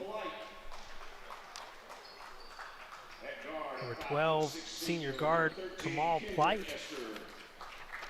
Another senior guard, number 13, Kendrick Esther. And rounding it out, another senior forward, number 24, Joshua Randall.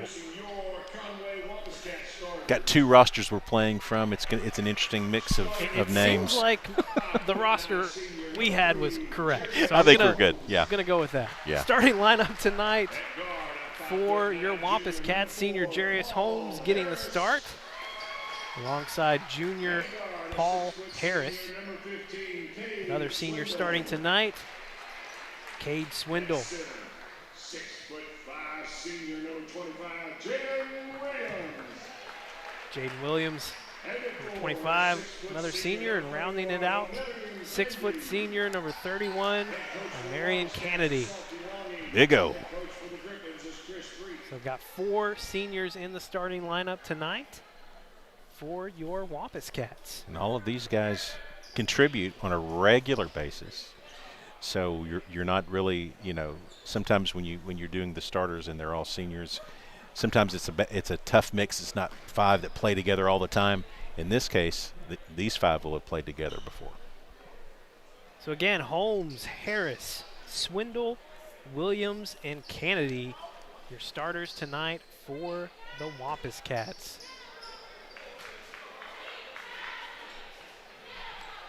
Jaden Williams going up against Randall. Williams controlling the tip for Conway.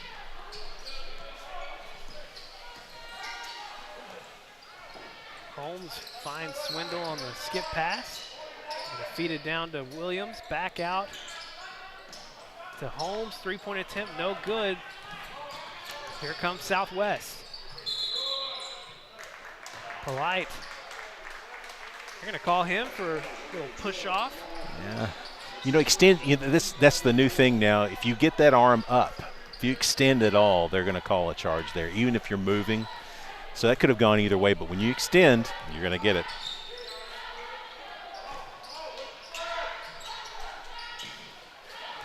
Southwest with the trap leads to a steal. Here comes Kennedy knocking it out on the other end.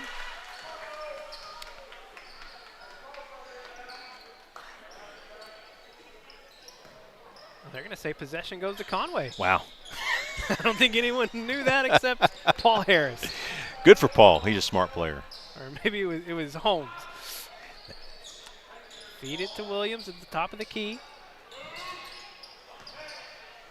We did get an open look in the first possession, but this trap and this zone defense they're playing is going to give us a little fits. And here's the thing: we have to be able to shoot the ball, and that's a little bit of our weakness here. Is that we're not necessarily the best shooting team in the conference. That is the challenge opposing teams like to bring our way: is shoot your way out of this. They feed it down to Williams. Soft hands and the hook. That's the other reason why we're going to see a lot of zones is they're going to try to sag and try to keep Jaden Williams out of the game plan, but he's just a tough out in the inside. Wampus Cats sticking with their man defense. They played this all year long. They are really tight on their defense. Feed it down to Randall. He makes a move on the inside. No go against Williams. He didn't look very comfortable making that move there. I'm sure Jaden Williams had a little bit to do with that. Jaden Williams making opponents uncomfortable. Imagine that. Spends his life doing that. Nice feed from Cade Swindle down to Kennedy, and Kennedy finishing. Nice. Good interior passing will beat a zone every time if you can get that good look. Really Still keeping Polite in front of him. Yeah, I was going to say he really took the baseline away from him there.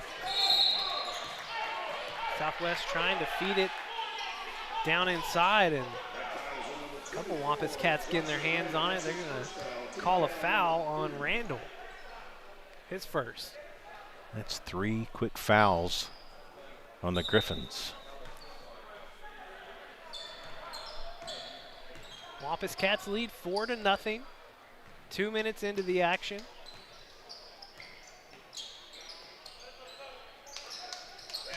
Feed down to Kennedy. Skip pass out. Down to Williams. Swindle, open three. Off the back of the rim. Williams with the tip back. Got away with a little bit of push there, but thankful for it. He's going to create his own space. He's a big body in there. However he creates his own space. I know it. We'll let him I'll take get by it. with it. That's right. 6-0 Conway on top.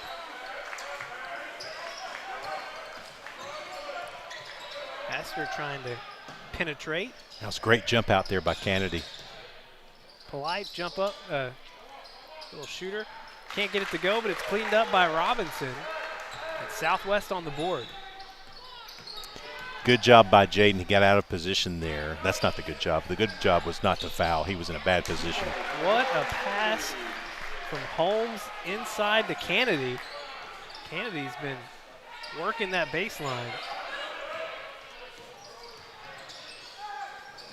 Feed it back to Robinson, and he's able to finish.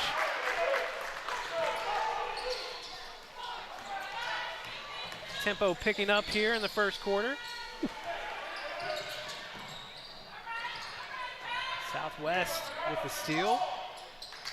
Randall can't get it to fall at the rim. Kennedy trying to lob one up for Jaden Williams. Jaden unable to control it on the floor. Polite swatted away by Jaden Williams.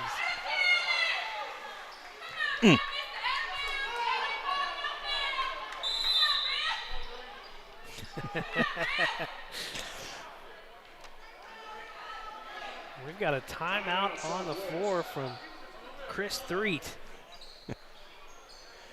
As Randall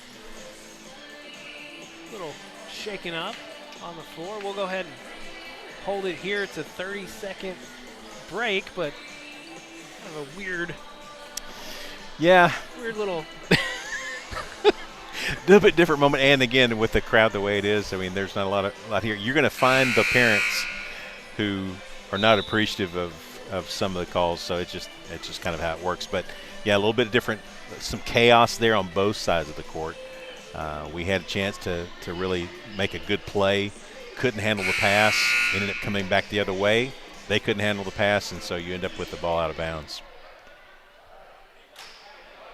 Could definitely feel things change when the pace started to pick up, and it's not really how your Wampus Cats They're not wired for that. Play. It's not the game they want to get into. Not wired for that, for sure. Nice little head fake from Lewis, and he sinks one. Lead cut down to 2 for your Wampus Cats. The midway point here in the first quarter. Nice feed down to Kennedy, but he can't finish at the rim. Drew some contact there, but no call. The passing has been good for your Wampus Cats here in the first quarter. Been pretty impressive. Jaden Williams, underrated passer for this Wampus Cat team. And nice move there from Robinson as he ties things up.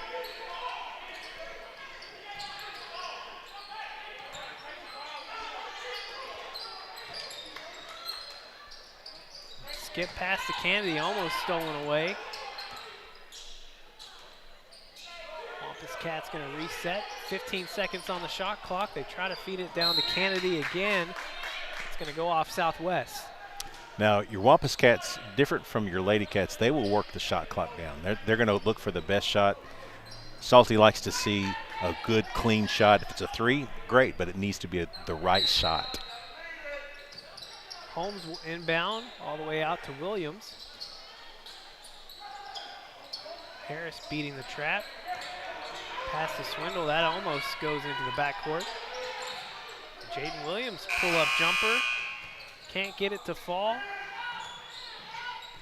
Lewis comes down with the rebound for Southwest.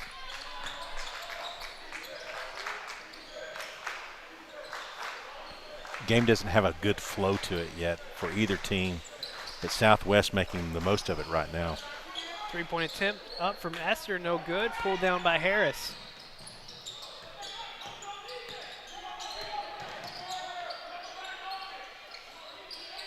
Finds Holmes. They're going to reset the offense here. Yeah, Southwest is trapping, especially out of makes, but they're trying to trap at the half-court line and then drop into their zone, giving us fits right now. Errant pass from Holmes, and Robinson able to convert on the other end. Southwest taking the lead for the first time.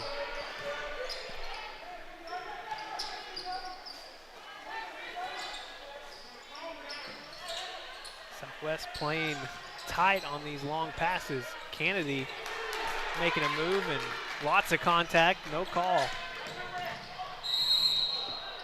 While on the other end, Esther forcing the issue, and he's going to go to the line.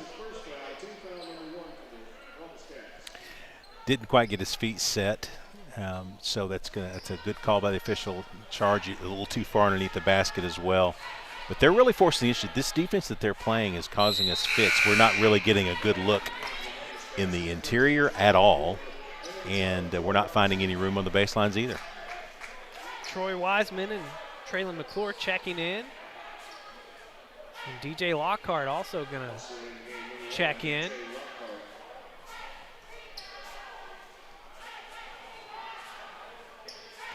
Lockhart had a good game a week ago against Catholic. Second free throw from Esther is good. Southwest extends the lead to 4. Other than Cade Swindle, this is kind of your 5 that have been seeing a lot of starting time. Yeah, Troy Wiseman, Traylon McClure. McClure got a lot of time off the bench a week ago against Catholic. That ball's tapped out of bounds by Polite. 1:39 to go here in the first quarter. Conway jumped out to 8 points pretty quick, but it's been a dry spell. Lockhart trying to get them out of it. Harris, nice rebound. Williams with another putback. Right now we're not being very effective at drawing the contact foul because we're getting hit with going inside, just not doing a really good job of selling it when they go inside.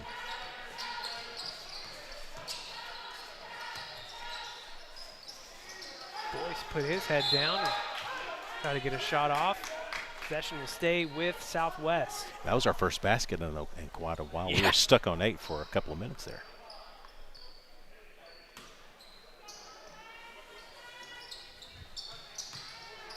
Evans, jumper can't go. Williams, another rebound.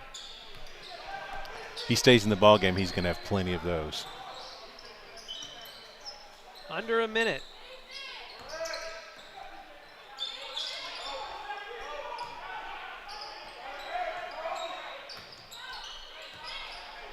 Offense just not moving a whole lot. Traylon McClure going to get it in the lane, and he draws a lot of contact. Traylon loves the contact. He's a guy that really, I mean, we talk about him as a football player and as a starting safety, but he really doesn't mind getting inside the lane and banging away at it. He's not built for it necessarily, but he doesn't avoid the contact. First free throw won't fall for McClure. Checking in now for your Wampus Cats, Kieran Duncan. Good scorer inside, really good instincts around the basket. Second free throw from McClure is good, and Duncan's going to give Jaden Williams a little breather here as the first quarter is about to come to an end. 37 seconds here in the quarter. Your Cats trail by 1.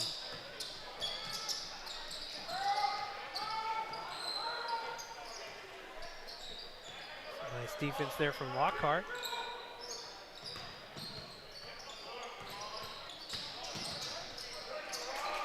Troy Wiseman with the steal. Nice quick hands on the interior of the defense. 10 seconds. You can hear Coach saying, hurry.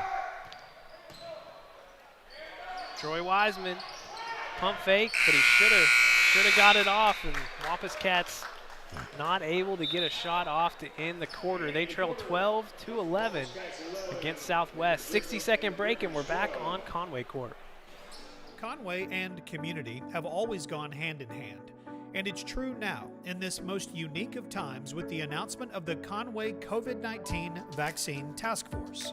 The task force is a partnership of community leaders, including Conway Regional Health System, Baptist Health Conway, the City of Conway, Conway Area Chamber of Commerce, Conway Corp, and our local colleges and school districts collaborating to streamline the distribution of vaccine in our community, including plans for setting up and operating vaccination clinics throughout Conway as vaccines become available. The timelines for receiving the vaccine will vary depending on vaccine supply and availability. To learn more, visit conwayregional.org/COVID-19 vaccine.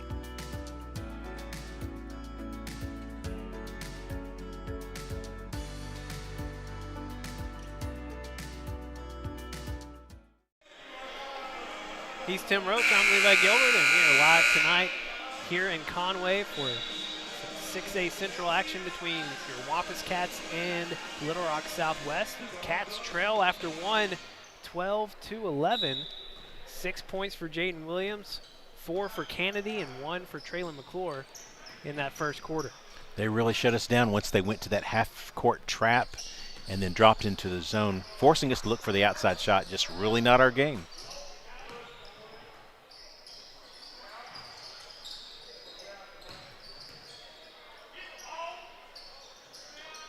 Jumper no good, didn't hit anything. Wampus Cats trying to force things in transition. Nice little tip there from Boogie Carr, and Duncan able to finish.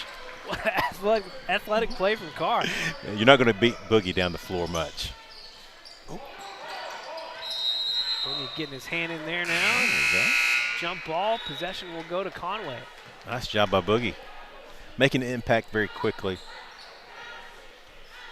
Bringing in a little spark here in the second quarter. We're definitely not really tall out there right now. Jaden Williams is on the bench. Yeah, Traylon McClure has been matched up against Randall. It's been nice. Troy Wiseman with the three. Just like that, your Wampus Cats back on top by 4. Troy can hit that shot. You know, he doesn't shoot it that often out there, but he can absolutely knock it down.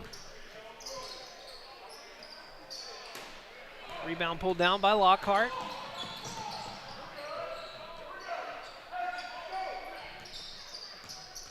Coach Longing trying to encourage his team, and what a dish from Duncan to McClure. Yeah, that's those ball skills. He's so instinctive. Really, really good basketball player. Wampus Cats jump out to a 6-point lead. They trailed by 1 to start this quarter, so 90 seconds in, and they've scored 7 quickly. Well, you know, it doesn't necessarily seem all that significant, Troy Wiseman's three-point shot. But here's the thing. If you can prove that you can make that shot, it extends the defense out a little bit, and you start seeing some space down in the interior where Duncan is, and those passes get a little bit easier. Southwest is not a really tall team either. I mean, neither one of these teams have anybody really playing right now that's over 6'2", and so it requires a lot of movement on your defense. And so we knocked down a couple of J's. It could change things up defensively for Southwest. 18-12, Wampus Cats back on top here in the second quarter. It's kind of a slow first half, but things have sped up here just in the first minute or so of this second quarter. Coach Long and Coach Harrell do a good job, really, when they get timeouts to make some adjustments. They're really good at that. That's a strength of his. Salty, reigning Coach of the Year. And so you're going to see some adjustments out of timeouts like that. Boogie Carr playing aggressive.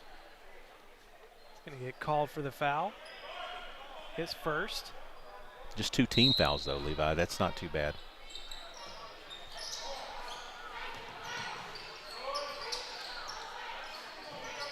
Nice look there by Eason. He can't finish, and Randall gets the rebound. Eason cleaning things up.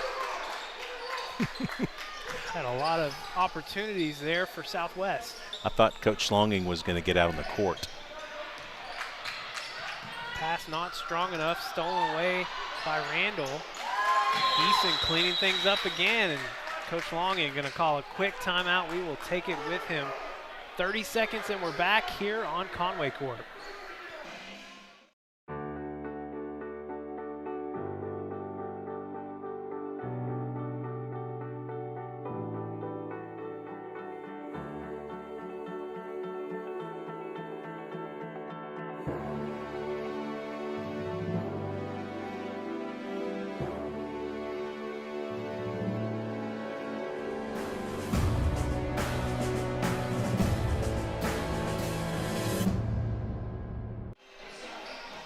Oh, and just like that, your 6-point lead back down to 2. It's just been one of those back and forth affairs here tonight for the Wampus Cats.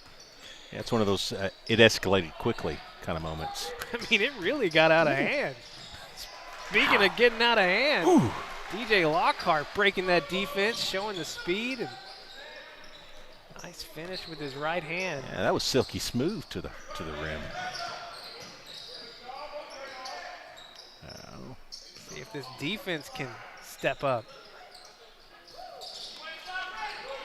You're not going to see us drop into the zone much. They'll sag a little bit. Talked to Coach Harrell about that before the ball game. It's man pretty much all the time for this bunch. Great defense there by Duncan. Esther got caught under the rim and nowhere to go as Duncan put a stop to that, but now Southwest back in transition. They get the player's advantage, and Eason has had a big second quarter. Here they are trapping again right at the half-court line. You see this as soon as we break it, they drop back into that zone, but they keep it up high. Wampus Cats have gotten in trouble with some long passes. Southwest getting their hands in there again and forcing another turnover.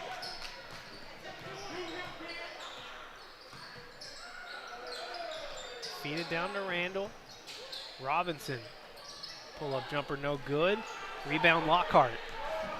How do their set offense they're having trouble? This is a little bit like the girls' game. Set offense we're doing okay, but they're making all the effort plays just like that. Yeah, they keep getting deflections here in this second quarter. Boogie Carr. Outlet pass to Traylon McClure. Traylon going up hard, and they're going to say it was a clean block. Tempo has sped up again. Another steal for your Wampus Cats. Another opportunity for Traylon.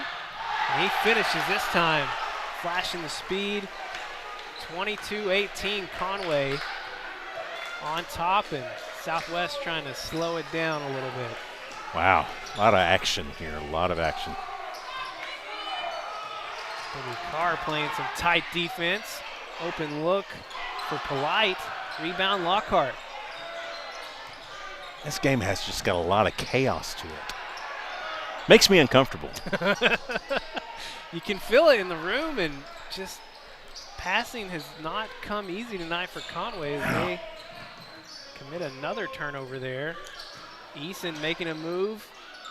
And he has really come on here in the second quarter and been very vocal on the floor. Yeah.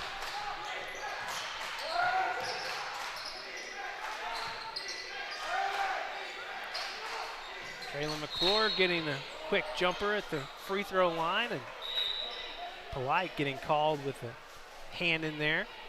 Thought for a second that we're going to make that call. I could feel the tension from me. I could feel in my peripheral over here to the right, little like bowing up. Yeah, I've got to make sure that I keep my body language in a tight world here. You talked about body language a lot in that Lady Cat game. I wasn't showing very good, but poker face was not very good there. First free throw is good for McClure. But that's a good example, though, of when you get it inside in the zone right there and you get an open spot, you can make things happen. Second free throw is good, and the Wampus Cats going back to a bigger lineup. Got Jaden Williams and Marion Kennedy both on the floor.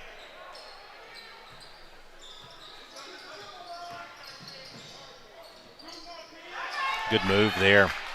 Yeah, Esther just breaking it down, going to his left, and it was all Esther. 2-point lead for your Wampus Cats. Wiseman trying to feed it down to Williams, and that Southwest defense continuing to make things difficult, having to squeeze passes down there and just not able to control it. Yeah, this defense has given us fits. Really, nothing has come easy at all. When you break it down like that, you should have an open lane, but we're just not finding it.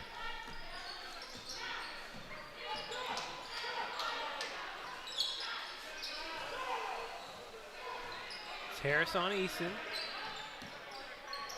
Eason trying to get in the lane. 3-point attempt from Esther, and he drains it. Southwest back on top.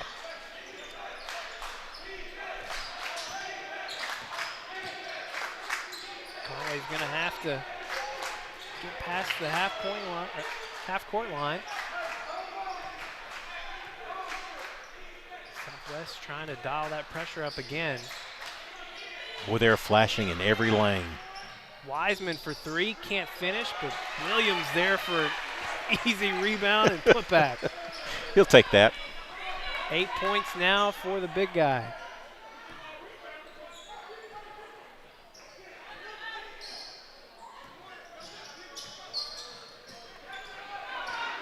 So Wiseman dialing up the pressure, can't get the 5-second call. A little push off there from Esther. Gonna start calling it out when I see it. Esther. You're starting to sound like me. gonna get called for the travel. Boogie Carr, he's gonna head to the bench. He provided some really good minutes there for your Wampus Cats. Yeah, nice job, Boogie. Here comes the press again. And they're really extending this pressure in the backcourt. Break the press. Harris rejected. Long rebound to Wiseman.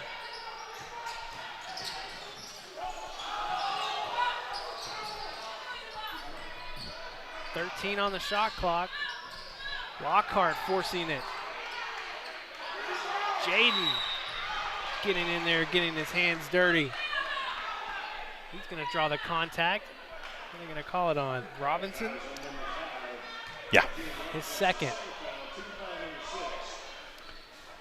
That's the sixth team foul against Southwest. Yeah, he's not going to get rewarded with free throws there, but really working hard on the interior.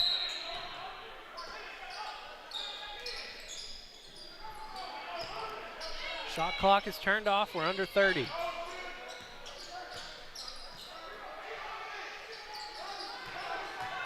Lockhart finding Harris. Nice feed. Great finish from Harris. That was that patient look that we've been needing. They doubled down on our side, on this side of the floor, and left him wide open on the other side, and DJ did a great job. 5 seconds. Three-point attempt is up. No good. Your Wampus Cats. A back-and-forth affair here in the first half. They take a 3-point lead into the locker room at halftime, 28-25. We're going to take another extended break here. Be back with you in around 7 minutes. We'll have the final half of action here on senior night for your Conway Wampus Cats. We're watching Wampus Cat basketball here on Conway Court. Don't put your health care on hold. At Conway Regional, your health and safety are our top priority. We have extensive safety measures in place to protect you from infection And a variety of options for you to receive the care you need. From a telemedicine appointment in the comfort of your own home to a visit to our medical center or clinics, you'll receive comprehensive and compassionate care. When you need to visit the hospital, please know that it's safe and secure. During an emergency, every minute counts. Don't delay your care for fear of COVID-19. After your visit, we can hold a follow-up appointment through video over our telemedicine system. whether you need a primary care visit, an orthopedic appointment, a visit with a neurologist, or a prenatal checkup, surgery, a follow-up appointment, referral to a specialist, or emergency care. We're here for you wherever you are, no matter the need. Don't put your health care on hold. Don't put your health care on hold. Don't put your health care on hold. For all of your healthcare needs, Conway Regional is here for you. We hear far too often at Conway Corp about scammers who try to use our company's name to get your personal information. It's a practice called phishing, and there is another new email that's going around right now. We want you to be aware of it in case you see it in your inbox. In this case, someone claiming to be from Conway Corp is saying that someone on our security team received a request to delete an account. Well, that's simply not true. We would never contact you this way, and anytime you see communication from Conway Corp and you have reason to believe it's not true, please do us a favor. Call 450-6000. We can put your mind at ease about it, and we can let your neighbors know. Once we're aware, we'll put it on social media, and Conway residents can be aware of it, just like we're doing now to let everyone know. Conway Corp, always on.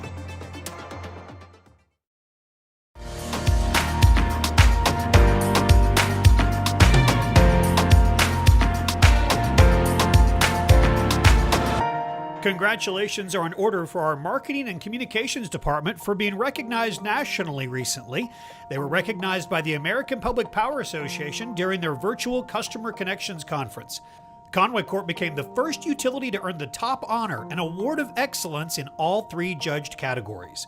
In the print and digital category, we were honored for our 2019 annual report, Always On. The 2019 Conway Corp annual report told our story of taking care of the people who matter most, our friends and neighbors. In the video category, the honor was for work with area education. We're proud to power education in our city, from lights in the classroom to lights on the football field.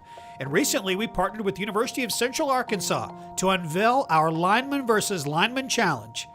And finally, Conway Corp was honored in the web and social media category for our ongoing social media video series called Plugged In, which happens to be what you're watching right now.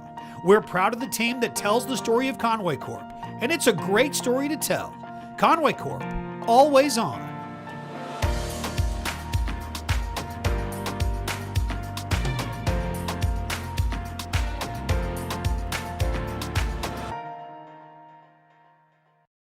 We all want people in our lives we can rely on. And at Conway Corp, we take it seriously that you can rely on us. Because for more than 9 decades, we've been working hard to provide Conway with services you can count on every day of every year. Reliability. It's one of our core values. We place a premium on reliability because we know how integral our services are in the lives of our customers. Our focus on infrastructure, technology, and employee development reflect our commitment to providing customers with world-class reliability. And the numbers tell the reliability story. 99.99% electric and earning the RP3 Diamond Level designation from the APPA.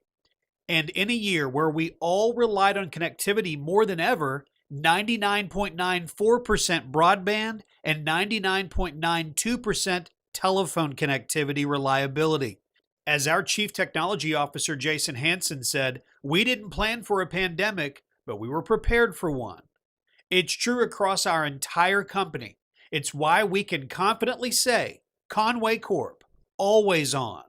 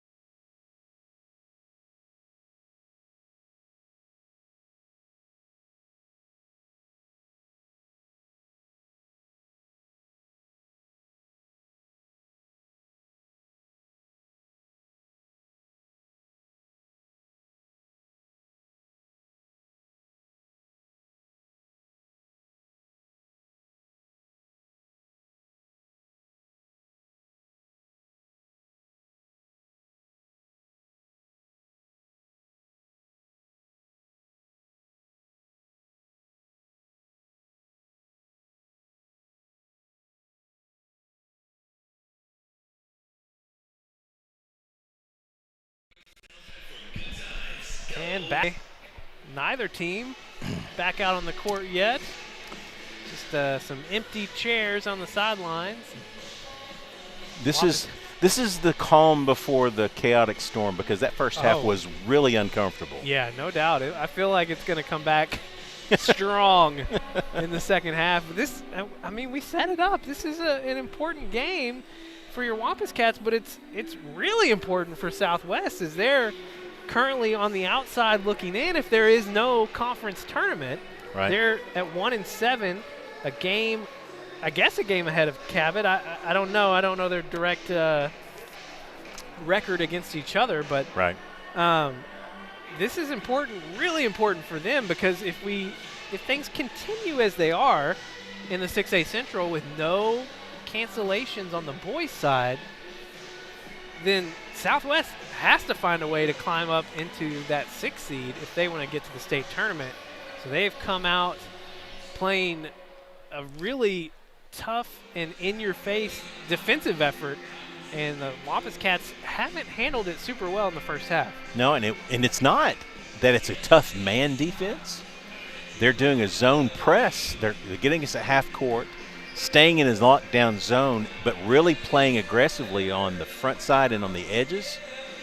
And quite frankly, we've had a hard time getting through that. We struggle to get the ball across half court, and then at that point it's decision time with how do you break down the defense from there, and we've struggled to make the good interior passes. Had a couple of good moments there, but Southwest has given them a lot of credit. They've played a lot tougher than their 1-7 conference record. And here's the other thing you mentioned, where they are.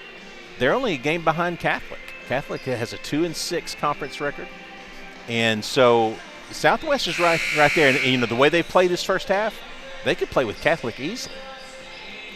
Conway scored 17 in the second quarter to come from behind. They trailed by 1 at the end of the first quarter. They scored 17 in the second, build a 3-point lead going in to the half, and we will have the action here in the second half underway in about 30 seconds and see how these Wampus Cats can find a way to hold on to what's been, like you said, a chaotic first half at times, as things just were going back and forth. And it seemed like there were a few good stretches where neither team was slowing things down, and that's just not what you expect to see from these teams. No, they made each other uncomfortable with the pace. And, Southwest would work very quickly, and if they had the open lane, they would finish it. But if they got any kind of difficulty getting the ball to the rim, they couldn't make the shots, the perimeter shots to get there. They made a couple of perimeter shots. There was one point in that back and forth there late in the second quarter where I looked down after a bad pass on our side, where I saw Coach Harrell and Coach Longing both with both hands on top of their head. So I mean, it's been, and I didn't see Coach Moon and what he was doing, but I'm sure it was the same way. But it's been a difficult first half. Southwest will open the second half with possession. Having a little bit of clock trouble here. We got 30 minutes on the clock. Still listed as period 2, so there we go.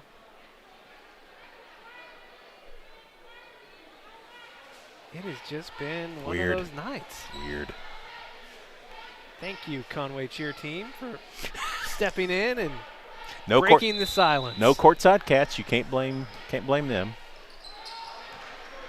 And we are underway here in the second half. Starters on the floor: Harris, Swindle, McClure, Williams, and Lockhart for your Wampus Cats. Long pass. Swindle trying to steal it away, and they're going to say he had the last contact and not Robinson. Wow. She didn't have a very good view of that, apparently, but that's a tough call. 10 seconds on the shot clock. Lewis going to drive in, dish it out to Polite. Polite, pull-up jumper. He did not get the shot off in time. Shot clock violation against the Griffins. Second one of the evening, and that one hurt because you made the shot. But karma should have been our ball anyway. Harris They break the press, and Harris trying to penetrate in the lane. That ball gets bounced around. I thought that was off of us. Wow. Possession stays with Conway. We're going to need to hit a couple of perimeter shots to get this thing opened up a little bit, and that's going to come from somebody like a DJ Lockhart, Cade Swindle. Going to have to make a shot.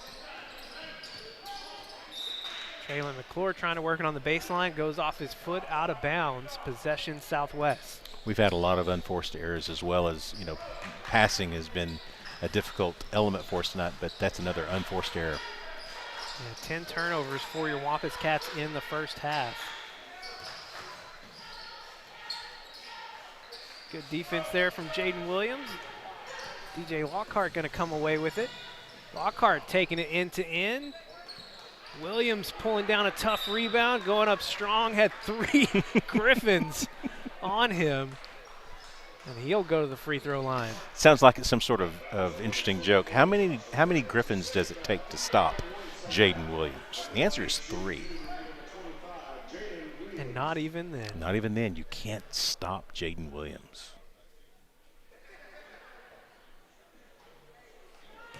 Free throw just off the mark. And he's looked better at the free throw line. I know he struggled last year, but he's looked a lot better this year. I'm going to jinx him, see what that does.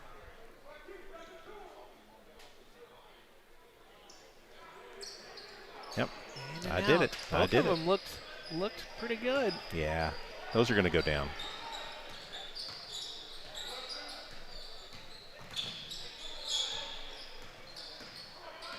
We're about 2 minutes into the third quarter here, and score remains unchanged.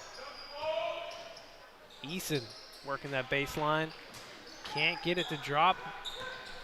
Big pull down from Williams. And here come your Wampus Cats. They're not calling that hand check out there on the top of the zone. That's going to be tough for us to be able to get it inside.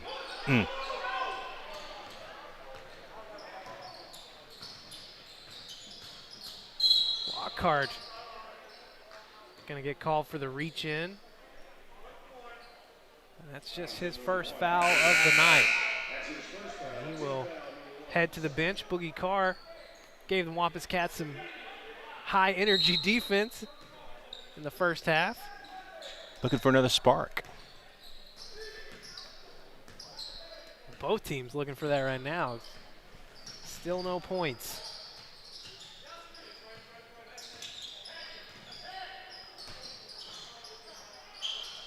Eason can't get it to fall. Robinson gonna kick back out. Fresh shot clock for the Griffins.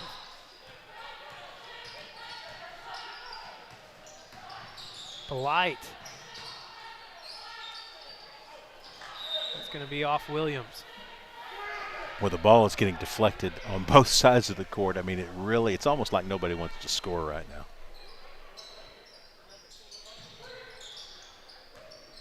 And literally nobody's scored yet.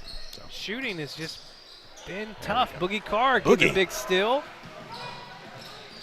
He dishes it off to Harris. Smart decision by Boogie. Lead extends to 5, first points of the third quarter. We've got to take advantage of those moments when we do get some breakout. Those have been hard to come by tonight. Almost a turnover there. Robinson backing it in, and he gets a nice little turnaround. Here comes that press again. Boogie Carr had a chance to break it. Harris will do it. The ball gets deflected away, and they're going to say it's going to move to Southwest. So you're seeing some of, in this game, and we've seen little spurts of it as well in some of the other games, the inconsistency, and this is this team this year where we've got a lot of new faces, some folks that have not played varsity ball, and so you're going to get these little runs where you're going to have some inconsistencies. What we've got to do is find a way to string together a little bit of momentum and string together 3 or 4 baskets. Boogie Carr knocking it out of bounds.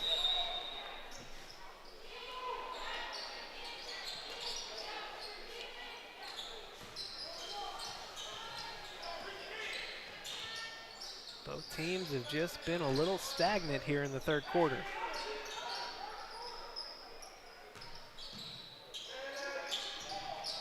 Feed it to Randall. Randall trying to make a move against Williams. Robinson with the rebound. Boogie Carr getting his hand in there. They're going to call jump ball. It will, it'll go to Conway. Yeah. Really good job by Boogie there to reach in, found that moment where the ball came down low where he was, and made a good play on the ball.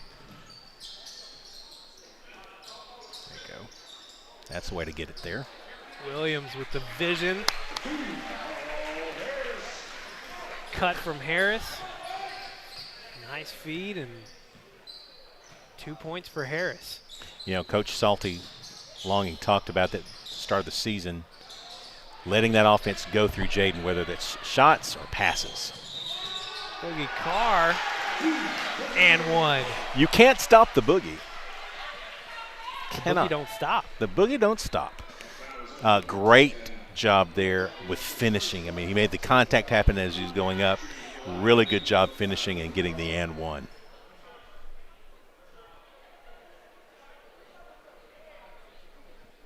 Things had slowed down significantly here in the third quarter, and just like that, spark.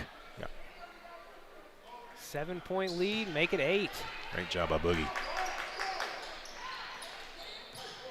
Boogie is twice tonight. Boogie has really been a little bit of a spark plug for the Wampus Cats when they were stagnant. 3 minutes to go here in the third quarter. Boogie stealing it away again. He had possession, and then Lewis committing a, Esther committing a frustration foul there. Man, really quick hands by Boogie there. I mean, he was literally, his feet were planted. He was in a good position, but just really quick hands. Troy Wiseman diving to save that one. They get the timeout in time to Coach Longing. We will take it with them. 30 seconds, and we're back here on Conway Court. DeBoard Electronics, a trusted name since 1952, is located at 650 Dave Ward Drive, 2 miles west of I-40. DeBoard Electronics offers state-of-the-art options to customize your Yamaha golf cart or your Polaris side-by-side and even your boat. With cutting-edge products, you will look good and sound good when you're cruising the water. So enjoy your time on the lake listening to your favorite tunes thanks to DeBoard Electronics, 650 Dave Ward Drive in Conway. Back in Conway, the Wampus Cats have extended the lead to 8, and they have possession. Talking during the break, last time these two teams played, it was, I don't know his first name, Amir Sadiq, a junior, had 14 points against the Wampus Cats, and he has been silent tonight. So different game plan for the Griffins on the road. You see that a lot at the high school level. Kids up and down, and you know, it could be a matchup, a different change, because we have Jaden Williams going tonight and we didn't have him last time. Good call. What a defensive effort by Troy Wiseman. See if he can finish. He draws the contact from Randall and has a hard tumble into the padding. Troy is so tough. He's been kind of working this ankle problem over the last 2 or 3 ball games, so he's working through it. But tough young man.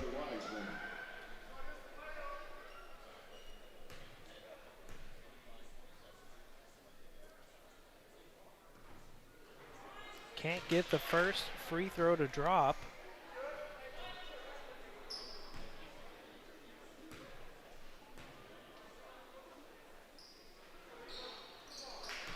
But he hits the second. That one looked better.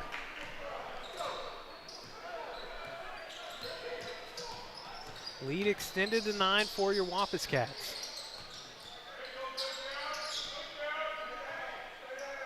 The Griffins have only been able to manage 2 points here in the third quarter.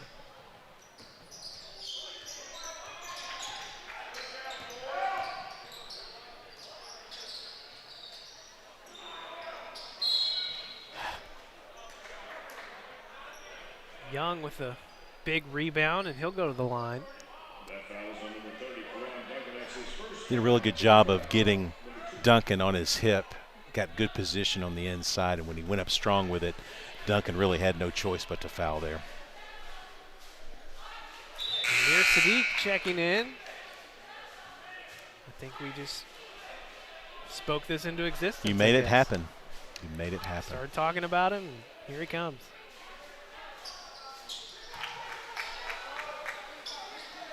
Both free throws good for Southwest. Lead cut down to 7. They break the press. Hand off to Harris. What a finish with his left hand. That was great finish in the open court. Went to the left hand. Nice. And here he is defensively. He's been playing it tight on both ends of the court. Gonna get Boogie Carr for a foul. Yeah, that reach in, when you see it bounce like that, you're not gonna get much hope there for anything other than a foul call. Eason making a strong move, but that's stolen away by Jaden Williams. Jaden showing the speed. The chaos continues.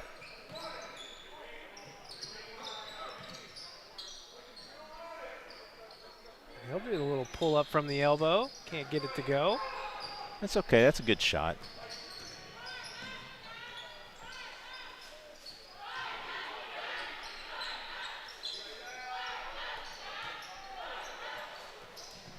Boogie Carr getting a hand in there again. And again. Oh. Can they call it from over here? They're going to get a foul on Troy. Troy. I didn't see it. The action looked like it was closer to some of the other officials. Yeah. Didn't if he saw it, he's got to call it, but man.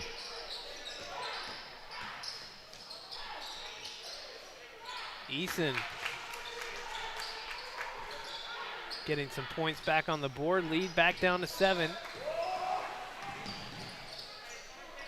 Over to Duncan. Duncan makes a move, and they're going to get him for the charge.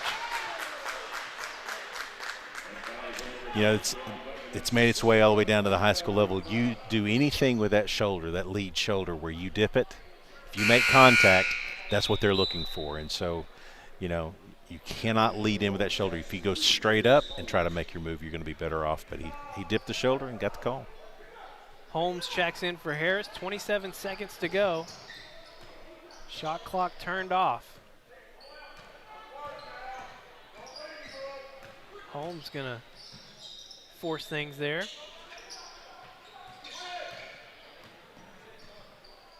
Ten seconds. They're making his move, and Holmes tying him up. 2 hands on the ball. 2 hands on the ball. Good move by Holmes there. Really played some tough defense all the way out on the perimeter. Came in with him. Made a good grab onto the ball. Griffin's inbound with 4 seconds. They get the shot off. No good. Wampus Cats take a 7-point lead into the 4th quarter. And we'll have it for you after this 60-second break here on Conway Court. Conway and community have always gone hand in hand. And it's true now in this most unique of times with the announcement of the Conway COVID-19 Vaccine Task Force. The task force is a partnership of community leaders, including Conway Regional Health System, Baptist Health Conway, the City of Conway, Conway Area Chamber of Commerce, Conway Corp, and our local colleges and school districts collaborating to streamline the distribution of vaccine in our community, including plans for setting up and operating vaccination clinics throughout Conway as vaccines become available. The timelines for receiving the vaccine will vary depending on vaccine supply and availability. To learn more, visit conwayregional.org/COVID-19 vaccine.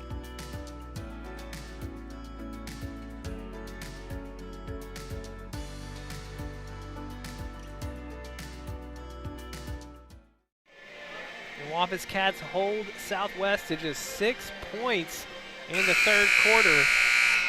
They're able to extend the lead to 7, 38-31 in the final 8 minutes. You would think if you held somebody to 6 points, you'd make it a little bit more of a run there. But again, we're struggling to score. But we made the right things happen just to get. Listen, a 7-point lead could be pretty big in the fourth quarter.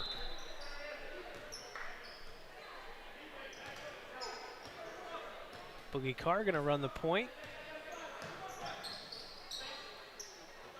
Jaden Williams on the bench. Wampus Cats going a little smaller here. Traylon McClure, he's going to get called for a travel. Really was trying to make the right move there. Just picked up his pivot foot. Got the turnover.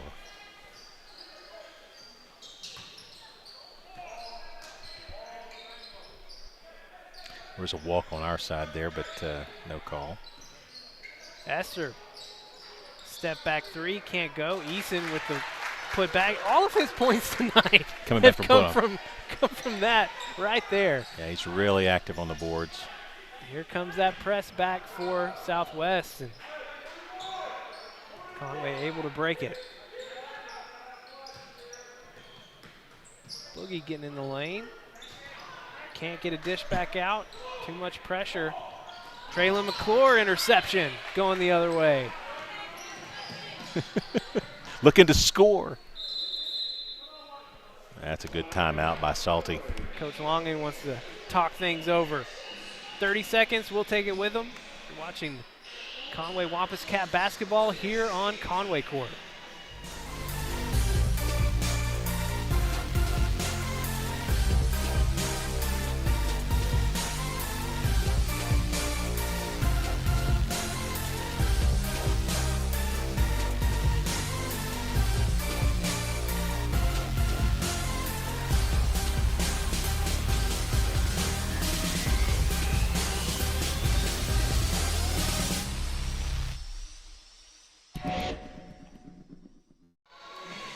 Lead has been cut down to 5 early here in the fourth quarter. This game very important for both sides. Conway sitting at 4-4 in 6A Central play, tied with Northside. Northside has the edge as they beat your Wampus Cats a few weeks ago. Catholic 2 games behind Conway at 2-6, and Southwest 3 games back at 1-7. Southwest trying to find a way to climb into that 6th spot in case there's no conference tournament for them to try and win their way into the state tournament. This is really a critical, we talked about this during the halftime too, this is a really critical ball game for the Wampus Cats. It's critical for Southwest for sure, but since we're Wampus Cat fans here, really critical here to solidify that 5 position, keep the bottom end of the standings in our favor, but then also try to get some room. What a beautiful feed from Lockhart to Traylon McClure as Traylon working that baseline. He's able to convert and will go to the free throw line. Good job by our coaches drawing a play out of the timeout. That was really well executed. Traylon drains the free throw. Lead out to 8. That's been the biggest. Well, no, they got it out to 9. Yeah. 6:26 to go. Conway leads by 8. Lazy pass from the Griffins, stolen away by Troy Wiseman. Feeds it to Lockhart. Lockhart finishes with the left hand. They get a 10-point lead for your Wampus Cats, biggest lead of the night.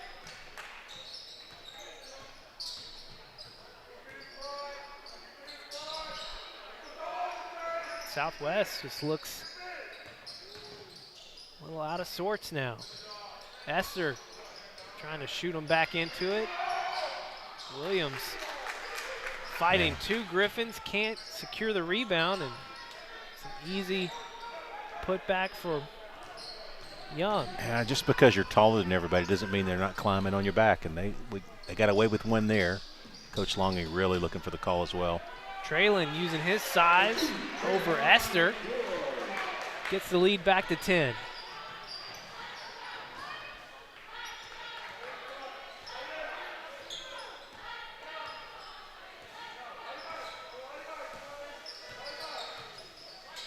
Southwest hasn't had much success in their half-court sets. Wampus Cat defense the second half has really been giving him fits. Now they've made some hay going to the basket for putbacks, but that's really about it. Traylon McClure going to get called for the reach in. Just his first tonight. Really no foul trouble for your Wampus Cats. But that is their 6th team foul.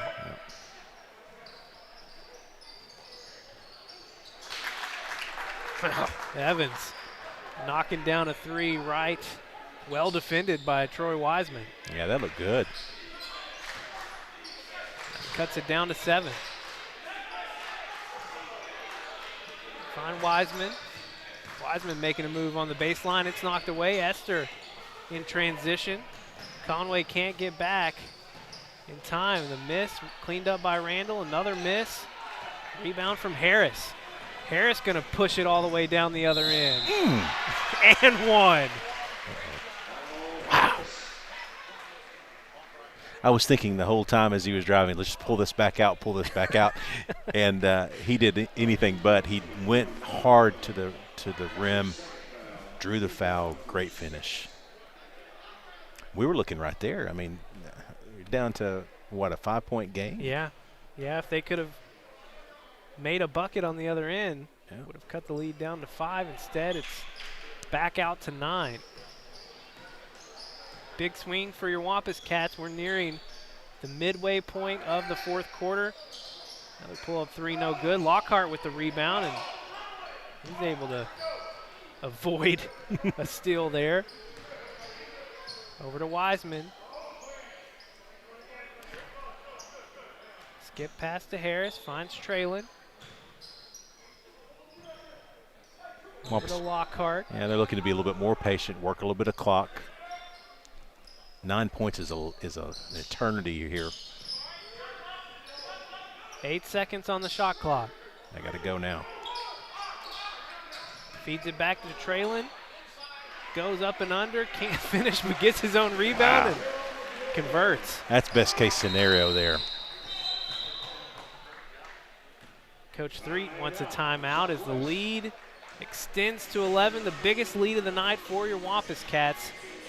Take a 30-second break and have the last 4 minutes of action here on Conway Court.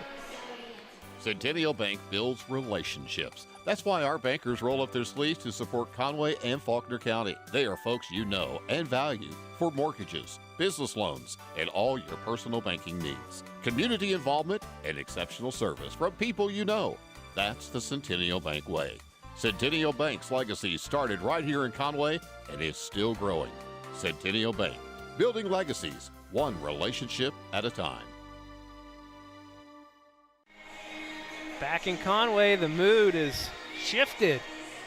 The tenseness I was feeling to my right for much of the last 3.5 quarters is dissipating. Yeah, Tim Roach is leaning back and relaxing. It's my maturity finally showing up. All it takes is an 11-point lead in the 4th quarter, and I feel better. That's all it takes, folks. 3:35 to go. Conway on top by 11. I would take 14. Nice dish down to Eason, but he cannot finish. And Jaden Williams, it's got to be at least 30 rebounds for Jaden tonight. He's only got 8 points, and he seems like he hasn't scored in forever, but boy, he's done well on the boards. He's been effective rebounding the ball, and his passing has been great too. And Paul Harris in trouble there. They're going to get a timeout down to Coach Longing, and we will go ahead and keep it here. Salty is trying to shake that one off. He's still talking. Yeah, he's trying to shake that one off. That didn't go over very well. But here's the thing. It's been a very frustrating night on pretty much every level during this game. We've seen really chaotic moments on the defensive side, the offensive side, struggle to score in streaks, trouble at the half court, trying to get the ball through their zone and their press. But even with that, even with all those different things, the Wampus Cats have found a way to extend the lead up to 11. And with, really only about 3.5 minutes to go in the ball game, 11 points is a big lead given this game and the way that's flowed out. So you got to be hopeful if you're the Wampus Cats here at this point. Stats has Jaden Williams with 9 rebounds. Just needing to get one more and one more bucket. Have a double-double tonight. Come on, Jay. On senior night. Finished with a flurry. Yeah, you haven't said anything about his shoes either. He's got the orange bottoms. I almost mentioned it when he was shooting free throws because, it was the first time I noticed it too. They're very distinct. Nice feed to Traylon McClure. Traylon with the left hand. Nice. That looked like an out-of-bounds play that worked from the get-go. That's 2 times tonight that they've run a play out of a timeout that has really worked. And Traylon forcing things on the other end as he draws a charge. Yeah, you're not going to get much argument from anybody there. When you extend that arm, or you dip the shoulder, or you extend the arm out, you really you're just asking for the charge to be called. Under 3 minutes left in the game, and now they're going to get Troy Wiseman for the push-off. Oh. It's a tough call. Well, this is a big final stretch here because you want the win, but you also want to win by at least 10, get as many points as you can for that tiebreaker differential. Conway trying to climb their way up in the standings, currently sitting at the 5 seed. Lead cut down to 11. Jaden's just going to take it himself. He's got the flashy shoes. He can do it. That's what he does. It's all in the shoes. Nice. Cut feed to Harris. Jaden just such a good passer. And can dribble the ball down the court. 2 minutes to go. Deep 3, no good. Eason trying to pull it in, and he's going to land hard.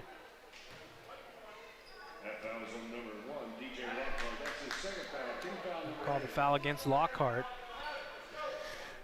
Well, he went up for he's been really active on the boards, and so he went up and had no place to come down, and that's going to be a call that's going to happen every time if you don't land well.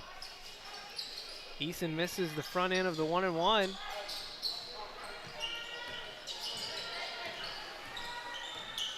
Conway will try and run as much time off the clock. Nice what a save from Troy Wiseman. Whew. Lockhart slow things down again. Jaden Williams going strong. There's the 10 points.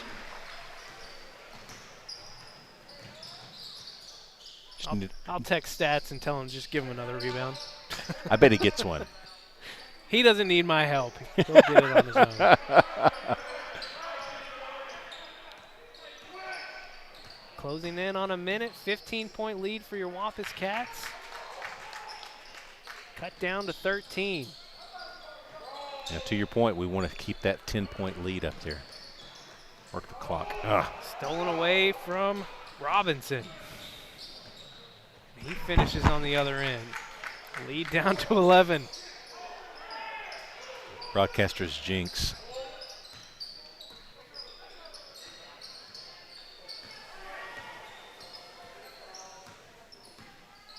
Across the line.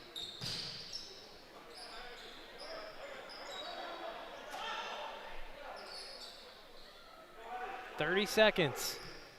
About a 14-second difference between the play clock and the shot clock.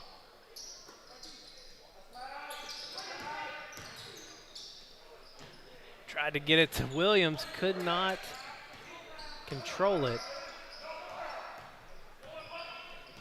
10 seconds to go. Southwest going to try and cut that lead to single digits. Big rebound from Jaden Williams. He secures the double-double and secures the double-digit victory for your Wampus Cats. So Conway going to move to 5-4 in 6A Central play, 6-8 overall. Big win tonight here for your Wampus Cats.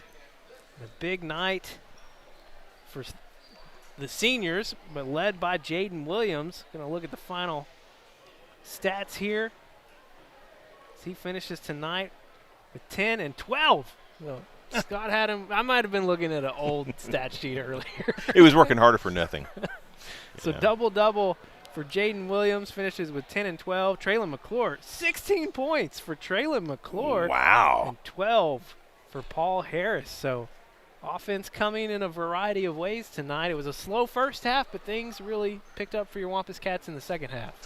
We picked it up when we needed it to, and that's the thing. I mean, it never really felt comfortable the entire game, but this was a huge win. And an 11-point victory is fantastic in terms of how they do all the tiebreakers, but this win was super critical to make sure that we keep our spot in the standings and to give ourselves a chance to move up with a win or a couple of breaks from someone else.